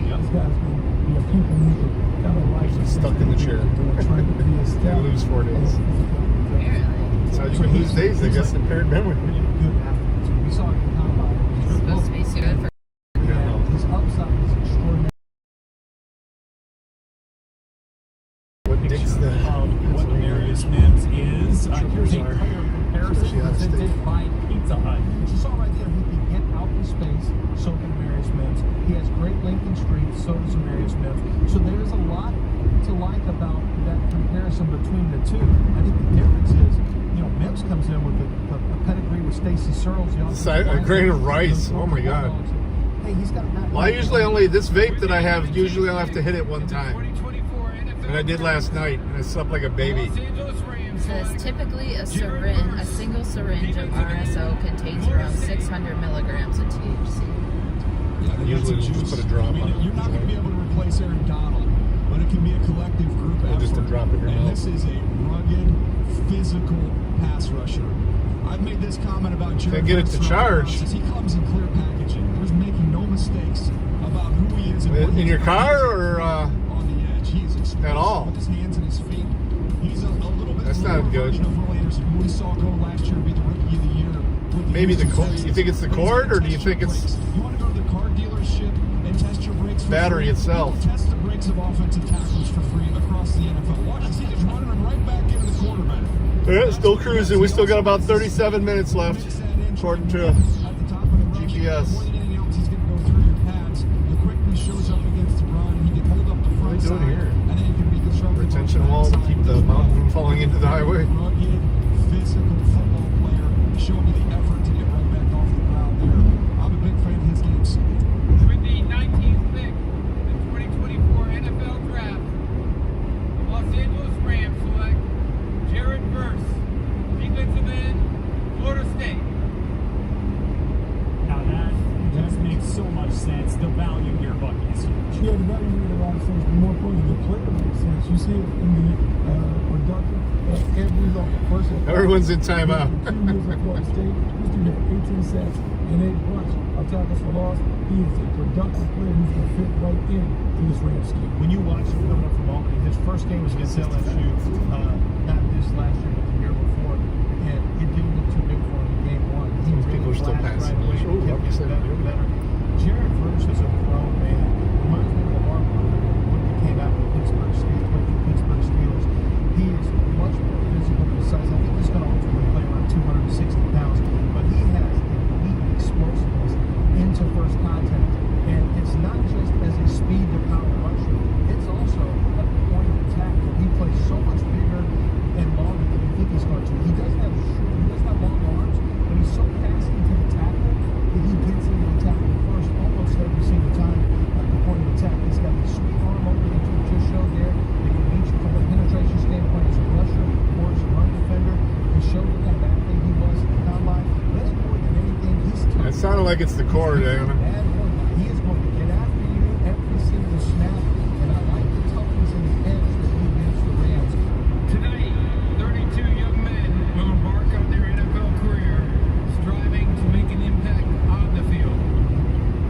But their impacts will be felt far beyond their field, but in their communities. No one embodied them more than Walter Payton. And today, the league's highest honor, the Walter Payton NFL Man of the Year Award, presented by Nationwide, recognize his lasting legacy. Tonight, we are proud to welcome the 2023 Walter Payton NFL Man of the Year winner, Cam Hayward.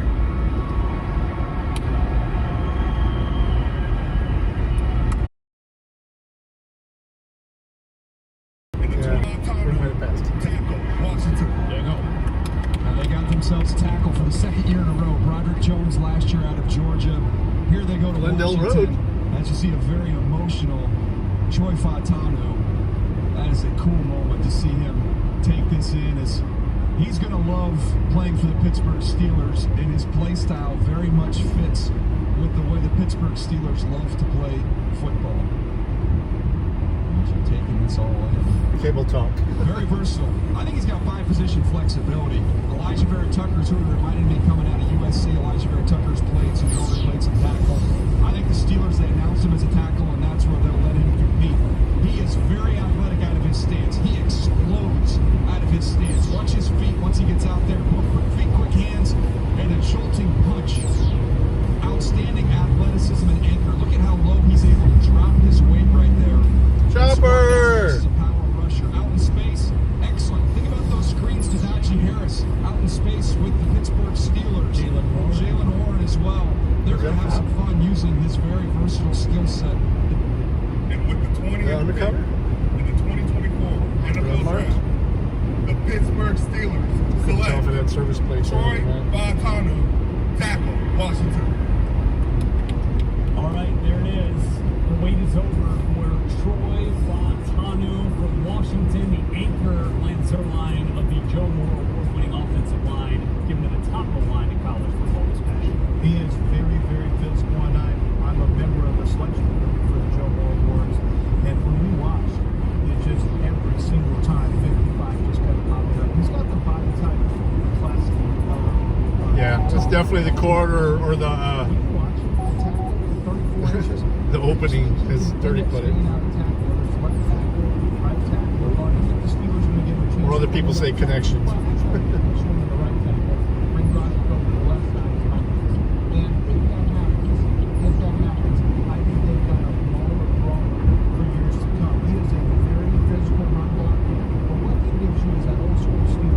Do those bigger iPads do wireless charging?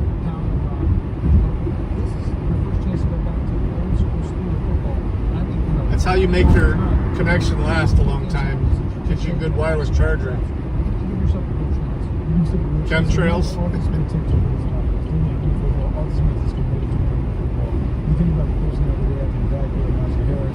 Yeah, we stop at Cheats, so we'll have to let him out.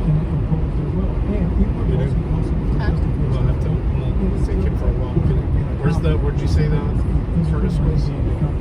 Oh, it's in my laptop. Yeah, the Texas game, by the way, you can see like this is the Texas. And Fautanu was really good after those guys were down, moving people around on the goal line. So he's got that. There's still the church right there. In worst case scenario, you're starting to get going for years to come as well. So I think right after we get off the turnpike, I think is where it's at. I think he probably has 3 position flexibility: left tackle, right tackle, and left tackle. His game is simplistic. What you're trying to create, which is that. Yeah, I use it most of the time when I'm not in the car. Steelers standard in terms of pass protection, production from the offensive line. My computer desk at home and my desk at work both have wireless chargers on them. A little bit of both here as they continue to upgrade that with GM. See? Wireless charger, do I? No. You got both of mine. That's battery pack. I mean, both of yours. Well, one of them's mine. Yeah, I know. It's just a battery pack though. You still have to need a cord for it. All this time we drive, we could have been charging these bitches. That was the extra fun.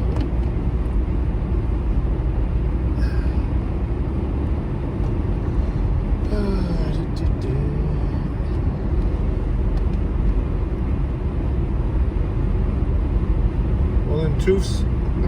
No toothbrush.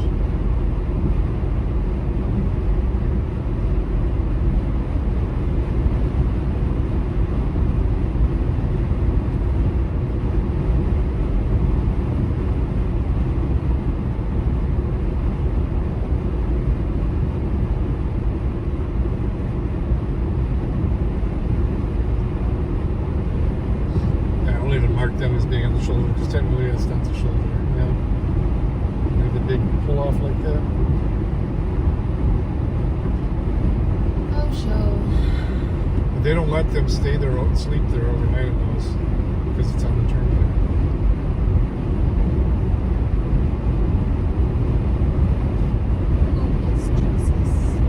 Jeebus?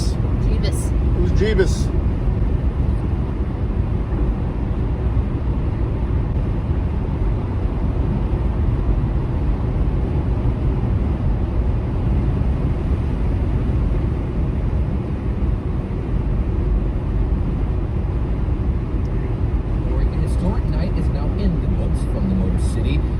At a record-breaking crowd from last night. Look at all those people. We know Lions fans will be celebrating also this morning. The team traded with the Dallas Cowboys and selected earlier than planned. Teresa Weekly joins us live from downtown Detroit. Teresa, you were front and center when that all happened. What was it like for you and the rest of the fans? Yeah, it was so cool to be right up there in front of all those people and be so close to the stage. And all the fans are excited to have a new guy to cheer for on the Lions. And one of those fans from West Michigan was right up there in the front of the stage too. So he's pretty excited. We were standing up there and not expecting it, and suddenly on the screen came that sign. The Lions pick is in. The Detroit Lions select Terry Arnold.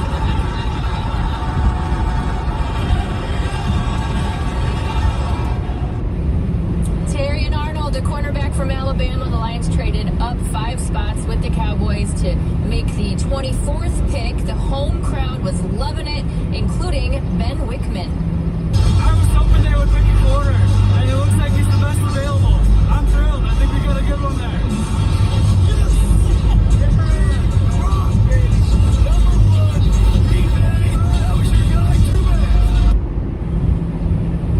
You know, so Ben is from the Grand Rapids area. I don't know who that other guy was or where he's from, but everyone was excited after that pick. The crowds were huge last night. Not exaggeration. Detroit has already broken a record for most fans on the first day of the draft with 275,000 people filming this whole he gets more area views on around Sunday Hart than Plaza you and do on Campus your Martius, and it was just so fun to be a part of that. So the record for the full 3 days of the draft is 600,000. That was set in Nashville a few years ago. We're on pace to break that record as well, Donovan. So we'll see. We got 2 more days to go, and the second round kicks off here in Detroit at 8 o'clock tonight. I know you were having the time of your life, my friend. I wish I was down there with you. Thanks for joining us. See you in just a bit.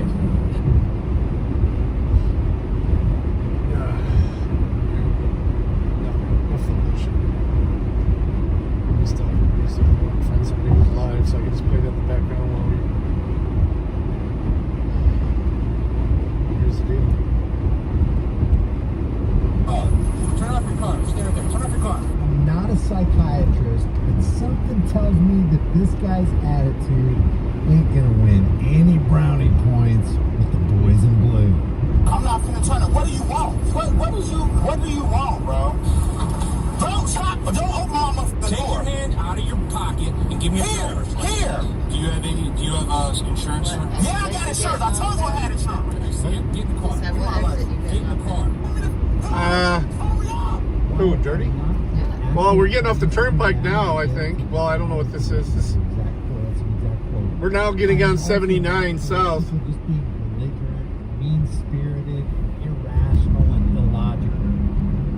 But then I also have to ask myself, okay, but who initiated this traffic stop and why? Was there a crime afoot? Did this stop have to happen?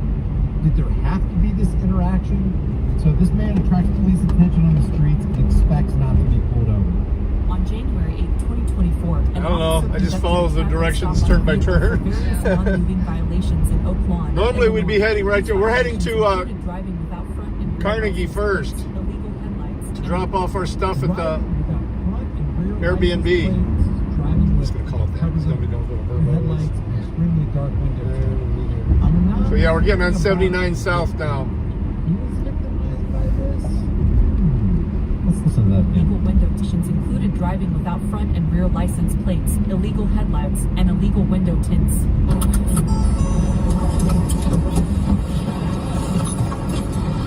Yeah, Warrendale, Cranberry area, yeah. That's where the Sheetz is. We're gonna stop at Sheetz. Yeah. Oh, that's what he was. Which Sheetz exit? That's what he was asking. What do you want? It's a traffic stop. Turn off the car.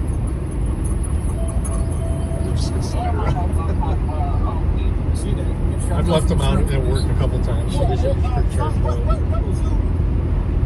What do you want, bro? Is it a traffic stop? I'm pulling you over for your I don't know, bro. I'm on 90. You are absolutely free to be ignorant. Be ignorant all you want. Be ignorant all you want. I'm on 87th and what is this? Can I have your driver's license, please? I'm on 87th and Cicero. Can I have your driver's license, please? I'm on the car over. Okay, can I have your driver's license, please? Yeah, what station you in? Don't stop, but don't open my take your hand out of your pocket and give me a driver's license. Here. Door stays open. I will say this about the cop. Yeah, in my opinion, from my perspective, no crime was committed. This guy wasn't in the process of harming anybody. The cop is not making everybody safe because he didn't have a license, proof of insurance, and dark tinted windows. This interaction should never happen. I can understand. Took a shit at Sheetz this morning. Acknowledge a whole lot of things. Good to know. Acknowledge the guy, the reason the guy is upset. Wexford, I think, is the one we literally for no reason. It's all get off at. Well, it's just all made. It's just a made-up reason to come up with an excuse to harass a fellow human being, something you wouldn't want done in your life. And if it was a fellow officer, he wouldn't have done that too. Oh, you're a fellow cop. Okay, fine. Have a good day. So I can understand this guy being upset. But also, you know, you can act with knowledge, and you can act with wisdom, and you can act with grace and humility, and you can act with respect. Feel crowded all of a sudden. Huh?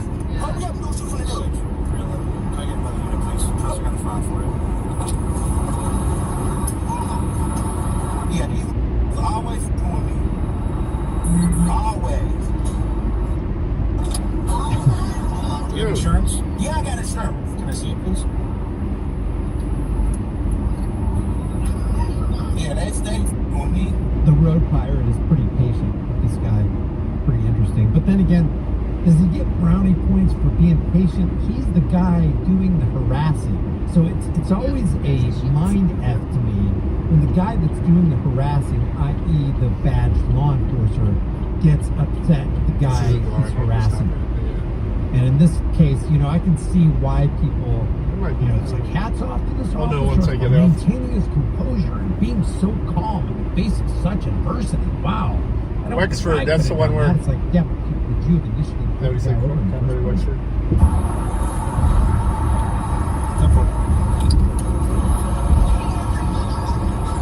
I don't know. He ain't following me from shit I was on 87 Central. This motherfucker ain't go past where you supposed to go past. Do you have insurance, sir? Yeah, I got insurance. I told you I had insurance. Can I see it? I'm asking you to see it. Sheetz getting racist sued? Really? Okay, then no answer no more. They go right there. This guy's here. Don't grab my phone. Look at it. I can't see it. Okay, it don't matter. Look at it. You can see it right here. Look at it. I'll just write you a ticket. No, you're not gonna write me shit. Here, look at it. Stay inside the car. Look at it. You're not gonna write me shit. You're not gonna write me shit. This is a police car. Yes, it is. I got inside 22. Yeah, that's not. It don't matter. I got inside 22. All right, right up there. It is just not wise to act like this. When you start acting like this, and you got a cop that you know has a fragile ego, you better hope he doesn't act on that fragile ego. Just not. It's not walking. The turning signals. I got poop. I got poop, though. I got poop. I gotta go poop. That's a lawful order, by the way. Don't move the car. Oh, boy. It'll be on the ticket. It will be. Nice and big for you. Oh, you can press it. Oh, boy.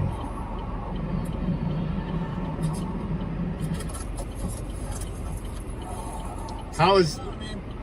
So that means that Stay in the car. you gotta be a certain color to be a felon? I'll explain to you when I get in the car. In my life, get in the car. You're about to be arrested. It's a private company. They can not hire felons if they want. All the money in the world And most of the places I hire for hire felons because he could not. It's so easy to become a felon. This guy does not know how to conduct himself in a safe and effective manner. And I'm going to tow your car. For what? You're disobeying a lawful order. Stay in the car. Well, I'm not disobeying. Did I just give you a lawful order? I give you a lawful order. Stay in the car. You didn't give me a lawful shit. Sure. What can I do for you? You're prolonging the traffic stop because while I'm out here talking to you, I can't. I'm not going to cut in front of you, dude. Take this off and go. Go, baby. Look at this guy's face. Okay, I just want to tell you, I am not for the cop. I'm not for his thin blue line buddies, and I'm definitely not on this guy's side right here. I believe that he should not have ever been harassed to begin with, and I don't blame him for being as upset as he is, but he's got such a short fuse, it's not going to work for him. Let me go! Hurry up! Stay in the car.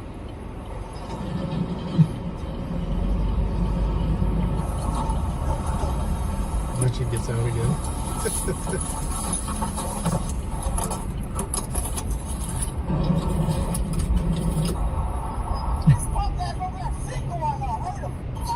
Wow. This guy.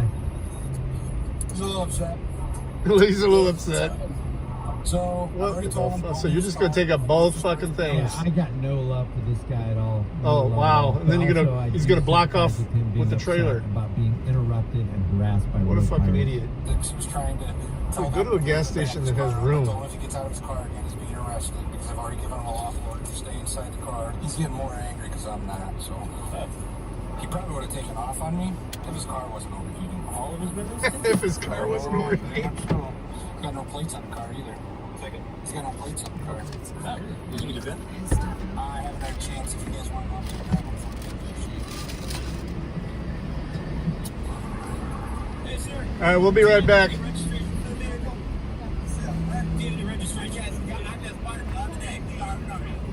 can you unlock your bid? Okay, you can see that. You see that dead ass phone right there? Can I unlock the dead ass phone? You can move it if you want. I can't move it. Okay, can you open the door so I can see the dead ass phone? I think there's a psychological component that we've got to point out here. The cops are being so calm in the midst of what most people who would be called victims consider a tough situation, a belligerent individual. Close the door so I can turn this accessory on without killing the power. Even when they're doing wrong, how much more when they seem calm in the middle of the storm, verbal storm that this guy is laying on him. Whoa, what's this guy doing? This is the power of being Where's he calm. running? This is the power of being rational. Even if you're road pirates, you ready to get out? And you are the initiators of the aggression and the harassment. This is how you get a whole lot of people to side with you. Big baby. And this is how this dude right here, this put your harness the on. driver operator of this car, put your harness is on. getting the ire of most of the people. Most look at all these people cars. You're gonna with, get run over if I don't have you on a modicum of leash. Common sense and yeah, decency you can get run over. Will not side with this guy. The decision will be made based on the actions of the players involved in the video. Okay? Because a lot of people don't have the ability to critically think because they've been mentally neutered through incessant fake stream CIA infiltrated Operation Mockingbird MK Ultra media propaganda. So they can't parse out, oh, there's two bad guys in this situation. There's a guy who can't control his temper. He doesn't know how to regulate his anger. He doesn't know how to conduct himself with decorum. He's acting like a thug. And on the other side of it, oh, look, the law enforcement officers are keeping their cool. They're keeping their composure. They're being so professional. So most people can't put two and two together and go, well, both parties on both opposing sides are probably cruddy people. They can't parse that out because critical thinking has pretty much been bastardized. I don't know what else to say about it. So I'm gonna see it in my van. Is it on this side or no? It's right there. It's right there. Oh yeah, perfect. Central 312 is in. One George Rob. We might have to get that again because the dispatcher doesn't always hear everything. Okay, What state did you purchase it from? Indiana. Indiana? Okay. Let me make sure that they get it. Central 312. We'll try that out Indiana. If it doesn't come back, we'll be helpful. All right, we'll come back up to you in a minute.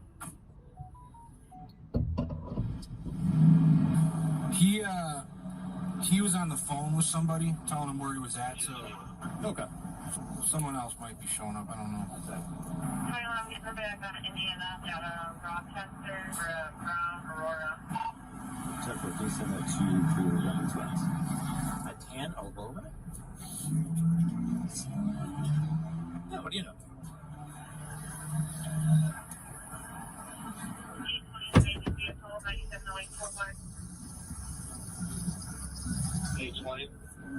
All right, now he committed the ultimate sin in the eyes of the cops. He just moved his vehicle after the initial officer who stopped him told him, don't move your vehicle. That is a lawful order. So now in the cops' minds, if you go against the lawful order, that is automatic grounds for arrest. This guy, in the midst of being belligerent, could have just gotten away with just getting a ticket. Now he's going to the station. Sir, stop the vehicle! I'm in the vehicle. Sir, stop the vehicle! Step out! Step out of the vehicle, sir! Hang on, man. You're under arrest! Step out of the vehicle, sir! Step out of the vehicle! Put your hands on top of your head! I'm not going nowhere. I'm just going right here. No, I told you not to move the car, and I told you not to get out of there. And you did all of those things. Bro, what are you talking about, bro? What the... Where is you at? Everything I just told you. I told you multiple times. Bro, I'm not going nowhere. We're going to save your battery here, okay? No, turn my phone off. Yeah, let's get our safety and yours against your off. All right. Thank you. Come on, let's go this way. I'm not sure why you wanted to escalate this situation. What are you talking about? I'm not... Not sure why you wanted to escalate this situation, says the person who initiated the situation. We're going to leave. I can only imagine that there are some comments like, imagine going through life behaving like a rat trapped in a trash bag. Thank you for police for keeping us safe from these psychos. See, that the general public is going to look at this as one of those situations that makes it's a confirmation bias within their minds where, I knew cops were good. Look at this. This is one of the most impressive displays of professionalism and patience I have ever seen. I can see why they would say that. Driving with no plate, illegal tints, illegal headlights, gets mad after being pulled over. Yeah, because you didn't commit a crime. You went against some kind of traffic code policy that trumps individual rights that should never be, then escalates a traffic citation into being arrested. You can't make this up. 945 likes. I've never enjoyed watching someone get arrested as much as this guy. The stereotype is strong with this one, and you could have literally reversed the roles, dude, if you just kept calm, you just kept patient, just kept respectful and logical and reasonable. You ain't nothing. Sure, you're the only one out here. What I'm doing. You're the only one out here screaming, sir. The key's still in the car, sir? They on my hood. They're in your hood? Yeah. So what are you doing? Don't put me in that car. What are you doing? You're under arrest and we're towing your car. For what? Disobeying a lawful order. The thing I told you were going to be arrested for if you move the car, you stepped out of the car. I just put the car right up. Which I told you not to do. Let me talk to you. No, stop. I'm going to talk to you. Well, let me talk to you. You can talk sitting down. Okay, let me talk to you. Sure. Let me talk to you. 345. Let me talk to you. Absolutely. What's up? Okay, stop. Go move. No. He's going to buck you in. I'm not going to close the door. Just let me talk to you. Sure. Come here. I'm right here. Okay, come here. I'm right here, man. What's up? Come here. Stop. Come here. Just come here. I'm right here. Just come here. I'm right here. No. You and I can talk. My body cam is all right here. Listen, I have to go get my kids from school. Can you please just write my ticket so I can go home, okay. Please? We are well past that. We not past nothing. Oh yeah, we are. You've done nothing but screaming, yelling this entire time. Okay. All right, stop. I gave you multiple commands not to do things that you kept doing. Just stop. I warned you multiple times, man. Stop. 345. Can you please? Can you please just write my ticket so I can go, please? Yeah, I'll write them at the station. Watch your No, stop. I can see why they would say, no, it's too late. We're past that point. I see why they're saying that. I don't agree with either side on this. Either side. but I would more side with the person who got harassed. In the back, boy. There you go. Of the people who initiated the All that dirt you just tracked More in there. Making society more Look at my peaceful, console. more safe, and Can we more throw that away? humane. Yeah. Yeah, this guy's got a short fuse. He's probably some kind of psycho. He can't control his anger. There might be more issues under the hood of this guy if you really look into it. But, you know, I'm not on either person's side right here. I can would act like he's acting though. There's a lot of people who do that. I just think it would be better if he acted in a way that would garner you more sympathy from the public, because unfortunately it's true that perception is everything. Let me know what you All right. You 24 minutes could have until our first. different opinion than me. Until we get to the Airbnb. But she did tell me, she's like, I like that fashion. Thanks. Sell me my Yes. So, somebody needs to get their license renewed. Their permission slip to drive on the road has expired. And she wasn't able to grab a couple brewskis. I feel like I'm underage again. They didn't even ask for my ID. She's like, no. I walked in, she just nodded. She's like, you're good. Like, fuck you. Oh, there is a fucking piggy there. Ooh, he's hidden.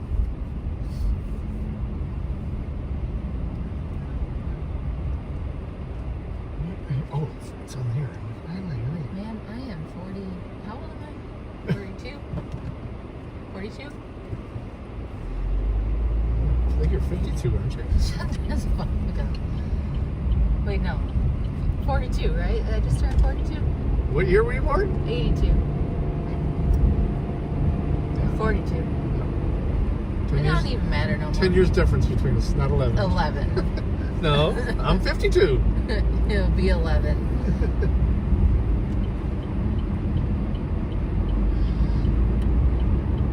So I guess apparently in 10 years, the long gray beard kind of tends to not get me carded. I'm like, I'll show you mine. She's like, no, you're good. I'm like, fuck you, bitch.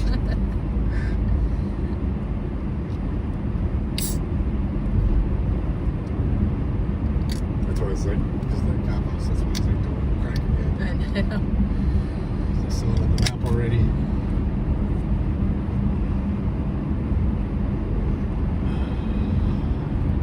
And we are following breaking news out of Dalton. The FBI serving subpoenas. Thank you for joining us at 5. I'm Dawn Hasbro. I'm Scott Sherry. We want to start with breaking news tonight. The FBI's Dawn just mentioned serving subpoenas in Dalton. Let's get right to Elizabeth Matthews at the Village Hall, where 4 agents were this afternoon. Elizabeth. Scott Dunn, it is all quiet now, but here's what Fox 32 has learned. We learned that those 4 federal agents paid a visit here at the Dalton Village Hall around 2:40 this afternoon. They were serving, like you mentioned, 2 subpoenas. Take a look at some of this amateur. It appears to show a couple of those federal agents inside Village Hall.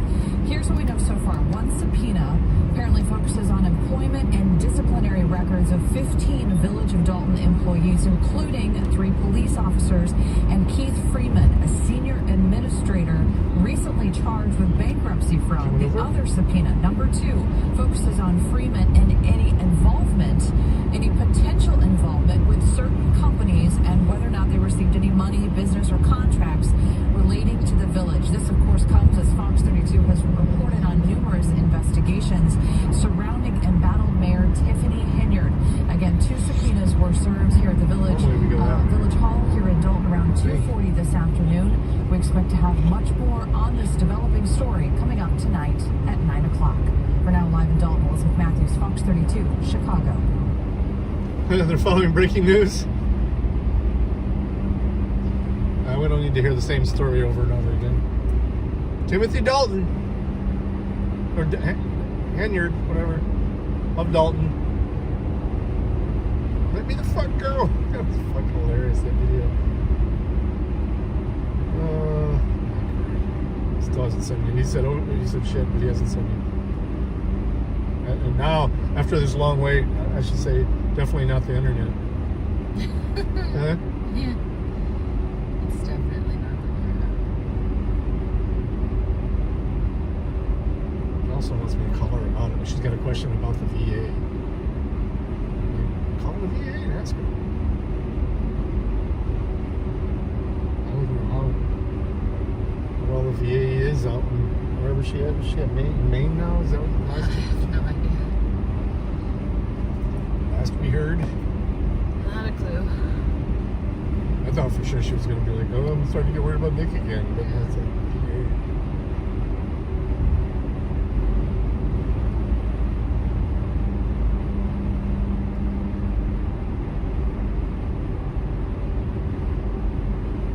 so with the budding trees, it almost looks like the fall, doesn't it? It does. Different colors. It's party out here.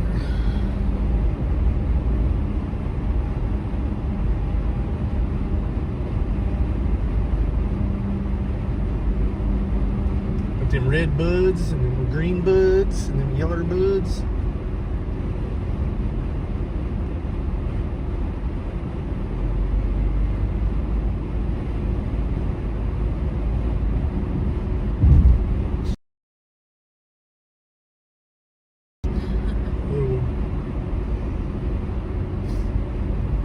Oh, shit.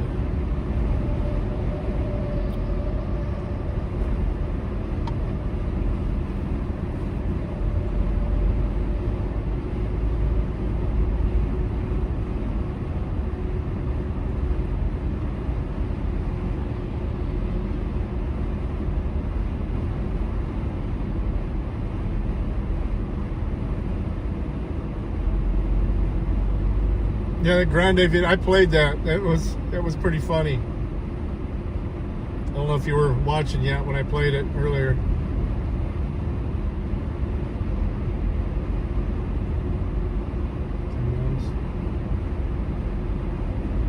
Man, what are we doing? 51? The right to ask simple questions. What do you do? I have the right to refuse to. Okay. Then I have the right to ask for your ID. Unless you charge me with a separate crime, you cannot give me for failure to ID because it's none of your business. Ma'am, you do understand that if you refuse to ID yourself, I have to take you to jail. Hey everybody, welcome back to my channel. This is News Now Ninja, and today's video comes to you from Nashville, Tennessee, where Officer Leonard openly displays that not only is he willing to violate the Fourth Amendment rights while training another officer, but also that he's willing to insult any person that stands their ground against his tyranny. Shout out to Reba Audits for bringing this to the people's attention. Let me know what you think Oh, about this Reba, topic. 5150. I haven't seen her in a long time.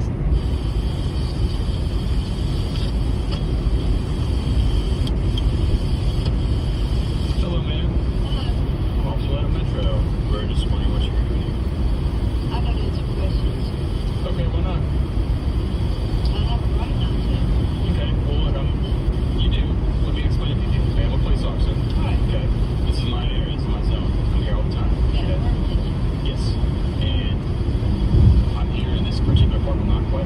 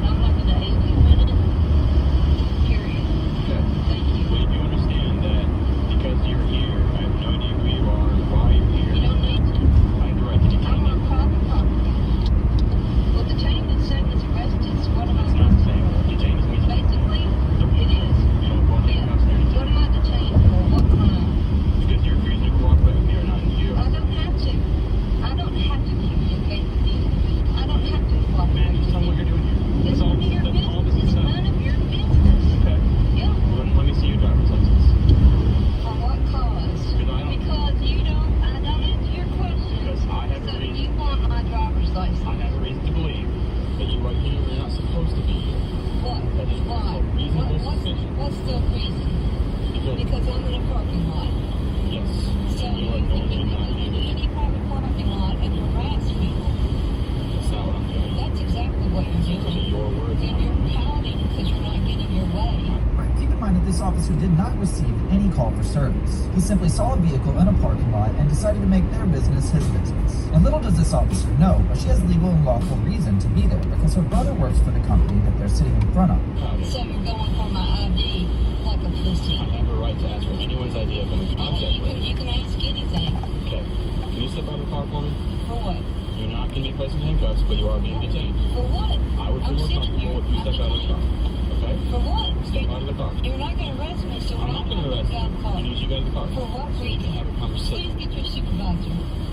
We need to have a conversation. We need to talk to your supervisor. And we can make that happen. Get your supervisor. Please call your supervisor. I will do that once you give me your ID. I'll make that deal with you. Please call your supervisor. Wow.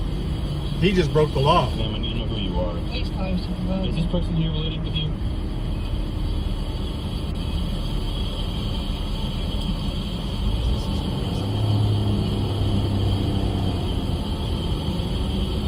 Why are you being so difficult with me? It's not difficult. I'm not obligated to do your investigation. I don't care about your investigation. I'm sitting here trying to be in a parking lot and you're fucking with me. I'm not. Have I told you anything wrong? Have I told you anything bad? Have I said anything? Everything that's bad has happened from your words, not mine. Hey, Moss. Is he with her? Yeah. Hey, sir. I'm Officer Leonard. Me and my partner were in body cameras. Look, she's being extremely difficult with me. I'm just trying to have a conversation with her, okay? Look, let me just tell you why we're here. This is my area, okay? It's usually not a car park here. And I just wanted to speak with her and figure out what she was here, why she's here. That's all it's about. She's refusing to answer my questions. Okay, do you clear the building? No, I'm here to pick this shit up and make sure I learn character. Okay. Okay. Okay. You guys, look, I have no reason to believe that you're not telling the truth. Okay. All I need. I just unlocked that door with this key. You have a key for the building? Yeah. Perfect. Okay. Okay. And again, I believe you. I do too. Now, understand from my point of view, just being the zone officer, I'm here all the time. I normally don't see a car parked here. Which is a little bit weird. That's called what we call a reasonable suspicion in our job. Okay? It's got to be reasonable suspicion of a crime. Of a, they always forget that part. Everything checks out. Of a crime. All this is. You do. You're wrong. No, we don't have to answer your questions. You do. No. As a police officer, I have that authority. You can ask me anything you want, but I'm not obliged to tell you anything. Okay. Do you have your ID on you? There's a mall right here. Can I please have it? There's a mall at this exit. Oh, yeah. Okay. Sir, do you know who she is? Is she with you? Please do not. Okay. I'm going to hang on until I get hers. Oh, so as soon as she gives me her ID, the sooner we can all be on our way. brother. What's your suspicion now?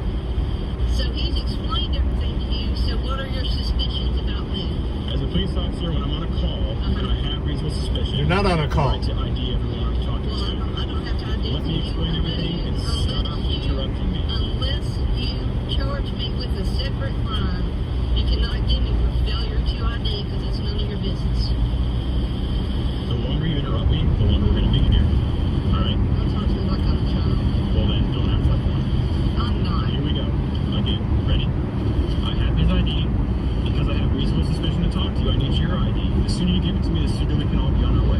Alright, the only one that's acting like a child, in my opinion, is the officer that's just throwing a fit because he's not getting his ID candy. And this officer clearly just stated that he has no reason to believe that the man's not telling the truth. But then he turns around and says that he has reasonable suspicion.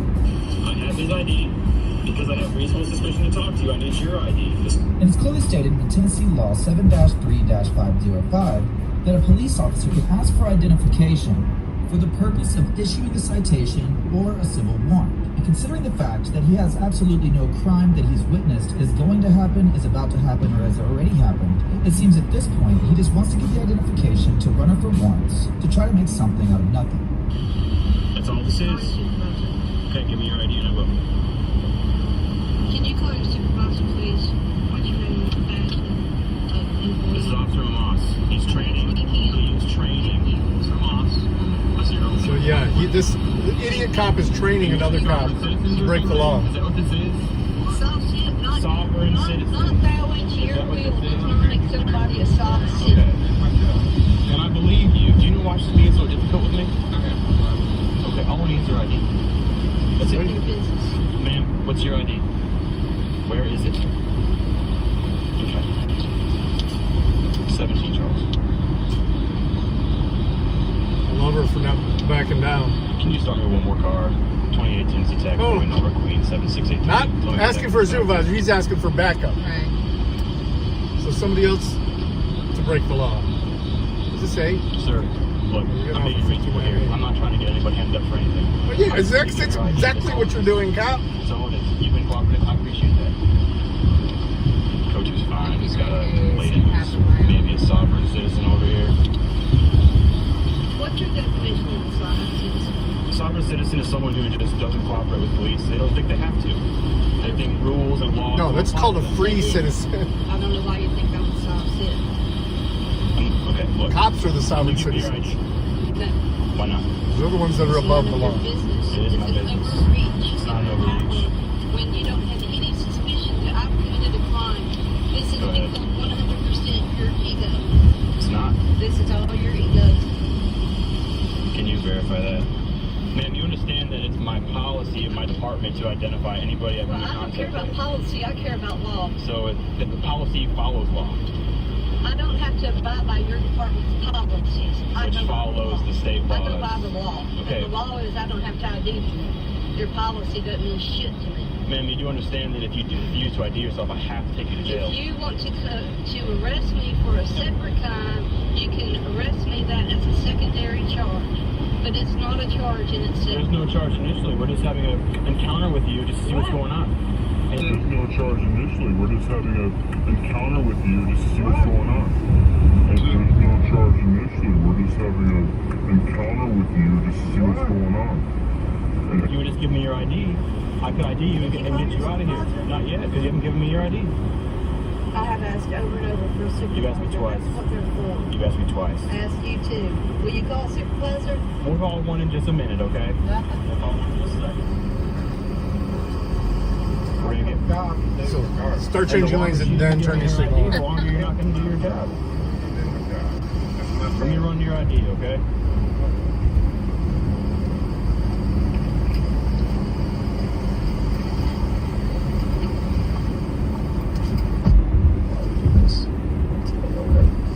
We'll find her that way. That's what he could have done too. He could have just ran the plate. Yeah. Go ahead, man. Any more cars up there for that 35? It's looking like it's going to be a pinch. It's valid. He's got no TBI. He's got no outstanding. So, as far as I'm concerned, he's free to leave. I was going to have him verify this. He said he was inside the building, so. Hey, dude. So, we were just looking around this area, whatever. Yeah, We're doing our Gestapo across the rounds. street, 800 Royal. I see this Jeep parked as it is. I said, oh, that's weird. I usually see a Jeep parked here. I initiated 40 Paul Victor, go make contact with her. She's like, I'll have to answer your questions. I'm like, okay. So I told her she's detained. While we're talking to her, this gentleman comes out the door, gives me his ID. She's telling me she doesn't have to give me her ID, that she doesn't have to cooperate with my investigation. And I'm telling her the sooner she gives me her ID, the sooner I can let her loose and get her out of here. She's just refusing. Yeah. So she's demanding supervisor. So yes. So that's all it is. No. I think it's Tid. Hey Todd, is this your car? It is? You wanna try talking to her? I'm gonna talk to you. Hey Todd, real quick. So you said you were inside the building. I believe you. You said you have a key. Is it one of those scan cards? Can you just show me it works and then we're good? What a piece of shit, man.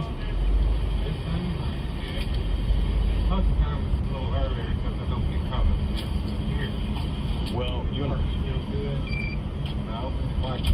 perfect. Here's your ID bag. Look, I'm not trying to cause any trouble. Yeah, you are. I don't. You're looking for trouble. Here, and I need your ID. That's all it is. I gotta get her ID. You okay? That crack. She's driving. Okay. I got pulled here. Alright, because I was sitting in the middle of the road. Somebody's here. She's only 3 of us called. But anyway, do you have any reason why she'd be difficult with me? Like does she have any warrants or anything like that? She's not on papers or of any kind. So why is she being difficult? She sits that way. It's about her rights things. Okay. Can you reason with her and are able to get her ID for me? Because the sooner I get her ID, the sooner I can get you guys out of here.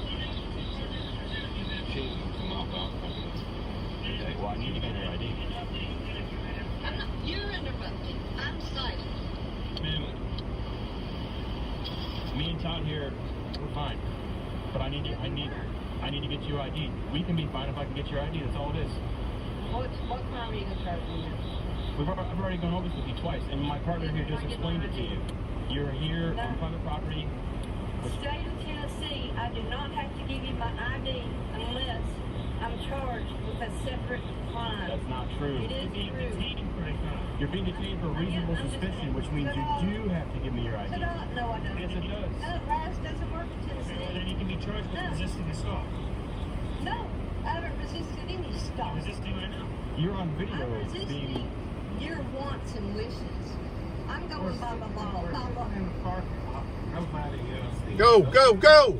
Exactly. All right, you have a chance, dumbass. Normally, I don't see You have a chance. If you give me your ID and I can get your ID, we'll be out of here. Nope, I have to do this. I have to do this. Fuck your ego. Okay. Fuck your ego. I love her. It is. It is. No, it's your protocol to ask for it, but that doesn't mean I have to give it to you. Yes, it does. No. Yes, it does. Call your supervisor. What's the Either arrest me for a separate crime, do what you need How long to is do. this? You already know we've been talking this to death. And you want him here because why? You don't think you have to Because give you're me your ID? bullshit. So we need somebody better than you in charge.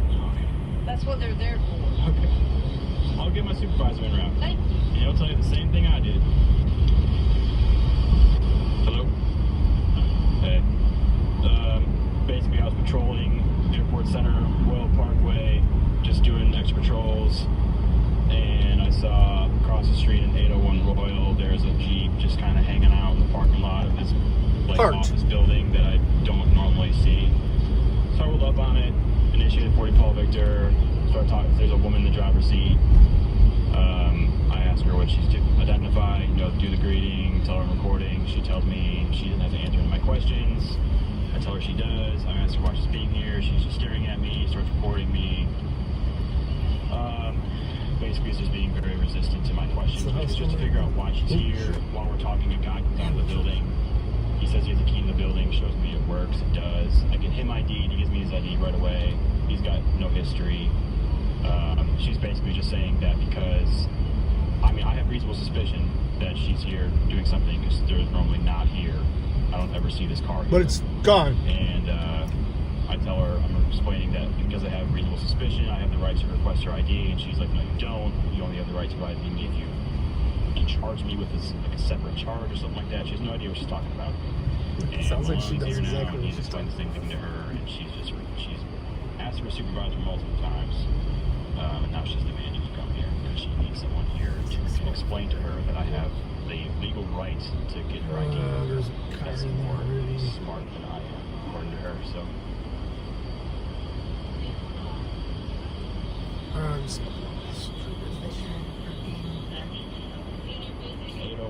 Airbnb additional parking. I guess they can park in the street though too, right? The guy told me that they're here, they come here every night, and they pick up a check or some items from inside, and then they leave, which I have every reason to believe him because he showed me that his key card to the building works. So he's saying that he has every reason to believe the man that they're supposed to be there, but still saying that he has reasonable articulable suspicion of some kind of crime. And in my opinion, this officer needs to get it straight because it's either one way or the other. Either he has reasonable suspicion something's going on, or he has no reason to believe that nothing's going on. But long story short, the supervisor never shows up. She never gives her ID. But the officer does display that he's willing to use all of his resources possible, using the information that... All right, guys. Maybe on later, we'll see. Depends on things go. Looks like we're here. Like I said, get to the link to watch Dirty, I'll send you a message. I don't know if we get together tonight or tomorrow. It's up to you. I don't care either way. We're probably going to unpack, relax for a minute, and then head over and drop off this laptop. We'll go from there. All right. All right, everybody. Thanks for hanging out. Peace.